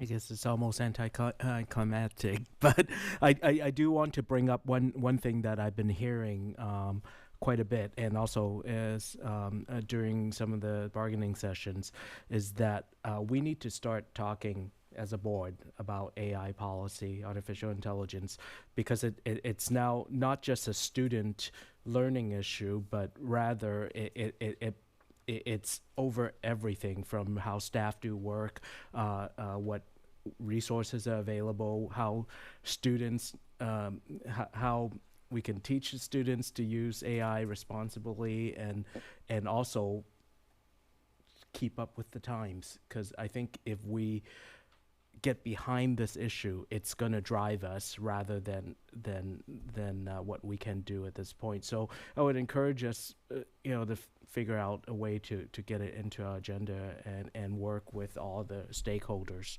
on coming up with a good policy that we can move forward with. Any other board member comments? Sammy? Thank you. I want to ditto the suggestion from Bernie, and I might have some ideas or thoughts. I'll pass it on to you, Chair, and Ryan. I want to just acknowledge what Chris has shared. Thank you. I love you, my friend, and I love each one of you, my colleagues. I think the work of public service is thankless and it's hard, and I'm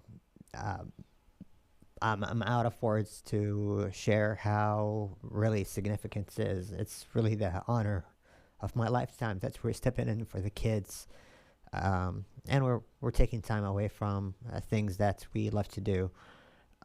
And I really hope that we can move on with the optimism that every child needs us. Change is hard, and I personally struggle with change. And each one of us have lived experiences where change may not have been smooth for us. And whether as adults or children, we need to navigate how we can make the best out of change and adapt and recover from changes. And I think I just want to thank you, Chris. Really, you spoke from the heart, and you spoke to my heart. And I have a lot to say. I know my colleagues have a lot to say. Other than childhood trauma, I haven't experienced as traumatic and personally disruptive experience as I have experienced the last few months. And I usually say it's okay, it's worth it, but it's not. It's not worth it. Serving the children or public service should not be at the cost of personal costs. I've heard things about me or my colleagues that's like, you're not talking about that person I know, whether it's myself or other people, or people talk about what we wear, what we look like, our complexion. It's sad, and I think the best way to move forward is to both call it out so we can heal and redirect toward what the children needs.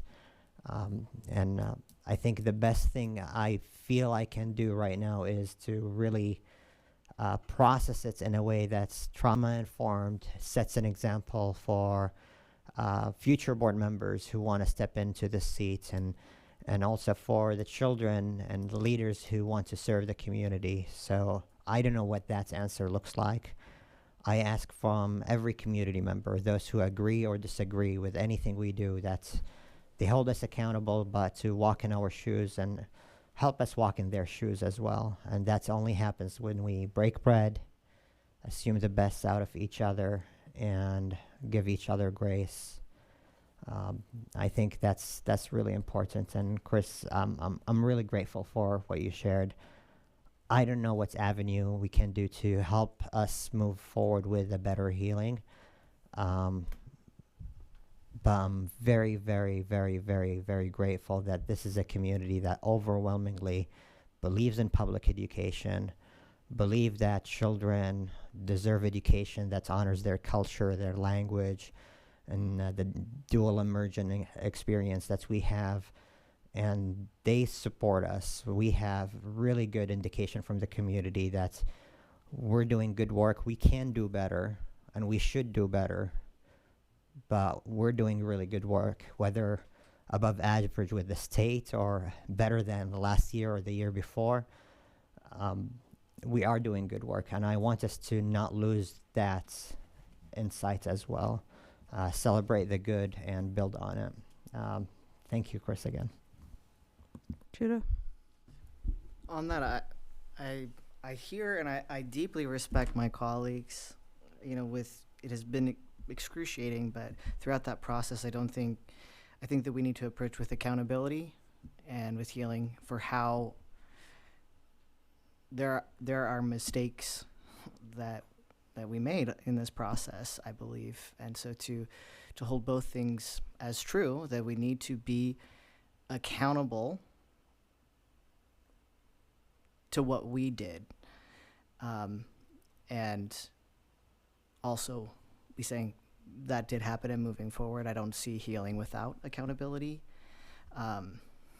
My original thing, which I'm still going to say for my board member comment, is April 25th, Hui O Hawaii, the OSU Hawaiian Student Organization has their 71st annual festival on April 21st with a lot of fantastic events and dancing and food and songs and stories. And so as we're talking about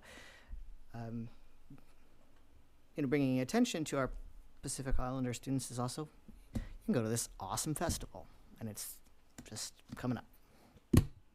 It's called Hoike, yeah, is the name of it. And then there's also Pacifica Fest in May.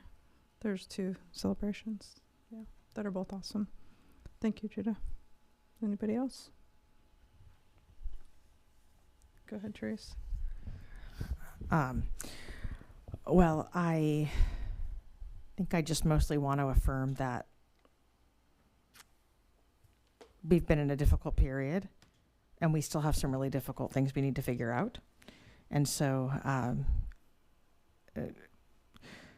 I don't know exactly where that leaves us. There is definitely, as has been identified among the board and among the community, places of still very deep grief and very much will be in need of healing.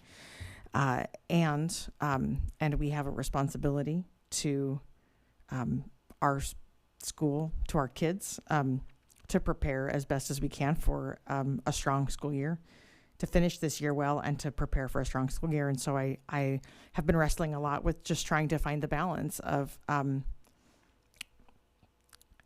how do we continue to do the work while still creating space for reflection and creating space for opportunities for healing. So it's not really, I don't have a recipe.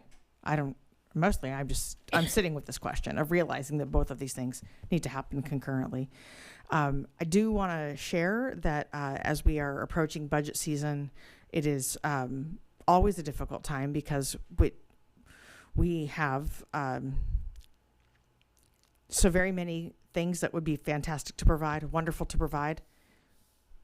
We have a budget, and so the consolidation was one in a series of difficult decisions that will have to be made. And so I guess that the weight of that, it's like that was part one, and now we have to do the rest of that. And so there still is a need to hear from the community about what's to come. And in that, I just want to highlight one thing, which is that I think we have heard in a couple of different ways. This is a board goal. The actual decision making is outside the scope of the board. So let's clarify that it's outside the scope of the board. But related to a board goal, I am concerned about our staff wellness as we think at the distribution of students across our buildings.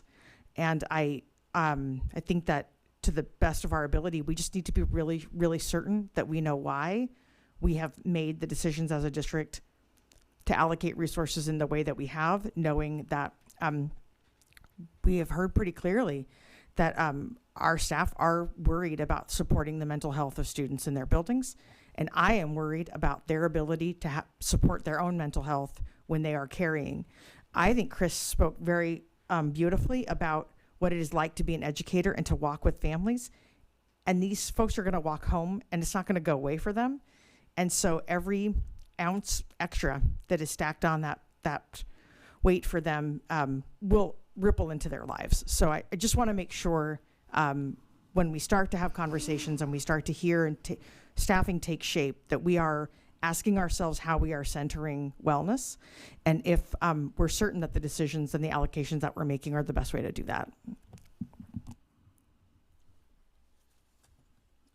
I have a few things too. I have a couple little things, but I just wanted to also say thanks to all my colleagues for your thoughts across the board with the about the experiences over the last few months, and want to try to think of how we can have voices come to us, because right now what I feel like is that people are talking about the work of the district and the board but not engaging with us or with the district, and I don't know what the answer is, other than to continue to say please work with us and alongside of us instead of on the outside, because we have information, the district has information, and those things need to talk to each other.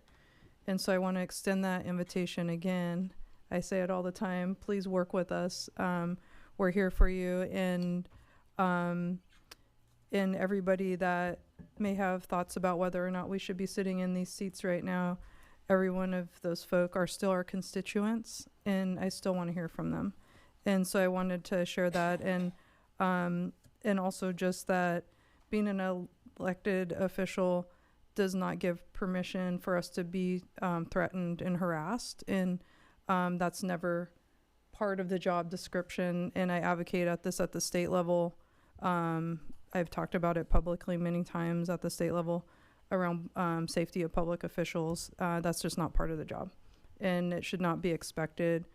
So I just wanted to share that part, and also again extend the invitation that we still want to hear from people and we want to work with you all. And I've even sent emails about that.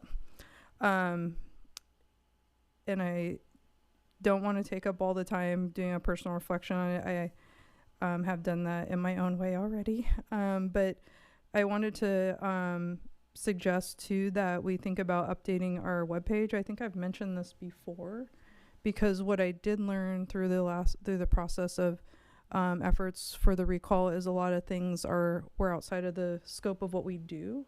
And so I think there's not clarity around the board role, because it says operations on our webpage, for example, but what does that mean to everybody? Like, that might not be as clear. So I think that there's some work to be done there, and I would like to ask the board if you're okay if I work with Ryan on helping update our webpage a little bit. Is that okay, Ryan? Yeah. That way, from a board perspective of like the questions we get and assumptions that are made about our work and what it is, I think is really important, that it's clear. And I think that gets to some of what Kristen was saying too about like clarity and things like that too. And so we can get a head start, and we'll have something done by the time she comes back. So I'd love to do that. Thank you, Bernie, for your suggestion on an AI policy. I think that we should also think about screen time for students in school. The mental health support, the public comment tonight really always lands and hits home for me because of my own experiences with family members and stuff. And I brought this in because it was a gift this week, actually. It's a little bit older, but it's called To Live to See the Day, Live to See the Great Day That Dawns, and it's Preventing Suicide by American Indian and Alaska Native Youth and Young Adults. And so I brought this today to like say like we always need to focus on mental health, and then we had all of the, I was planning on bringing this already and sharing it with folk for us to continue to think about that. And I specifically brought this in the Pacific Islander student information because those two populations, American Indian, Alaska Native, Native Hawaiian, Pacific Islanders, are always left out of the data, not on purpose, but because of the numbers. And that's part of the story of erasure with data. And I think it's really important that we always keep that centered on, like, we don't always get that information. And we got some of the stories tonight of some of those populations that might check another box too, but also are part of this group. And so I am really concerned about the impacts of immigration enforcement with ICE and Border Patrol on our community, which we heard about this evening again. And we may have a resolution that we did, but I really want families to understand that that's just not words on a paper. Like, the district is committed to those things. And yeah. The other thing I wanted to bring up was, and it's still related to suicide prevention, is at our last business meeting, we had public comment from a constituent around support for students who have learning disabilities in isolation in schools, and specifically was brought up because we had our resolution for developmental disability awareness month. It's also autism awareness month right now, so I just wanted to bring that up as something like that I think is important. I don't know what we can do as a board, but knowing all the changes and the impacts, especially on students that fit those categories, it's pretty intense. And so I wanted to bring that community members' comment back up, so in connection with Autism Awareness Month. And then there's 2 more things, and then I'll be done, I swear. I also brought these for the district. They are about learning Chinakwawa, which is one of the local languages. There's credits available through Lane Community College. Our students are eligible to take classes. They're online, remote, and the language specifically has been worked on with the Grand Round tribes several years ago, like decades ago at this point. Not a lot of decades, but some. And it meets the education standards, of course, because native languages count for second languages for the state of Oregon to graduate high school, and they can also be gaining credits for college.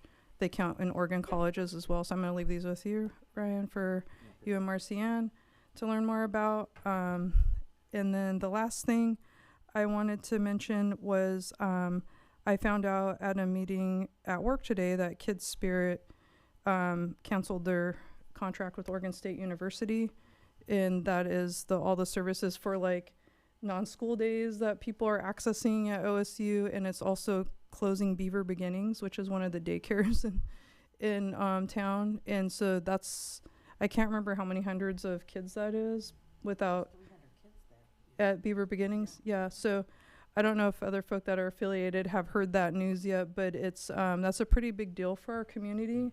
And I mention that because it's I'm thankful for that contract with the ESD because that's such a critical service. And I'm not laughing like it's funny. It's just like the timing is just like bananas. And I don't think nobody's seen that coming at OSU. It's a huge deal there and those are families in our community, students with kids.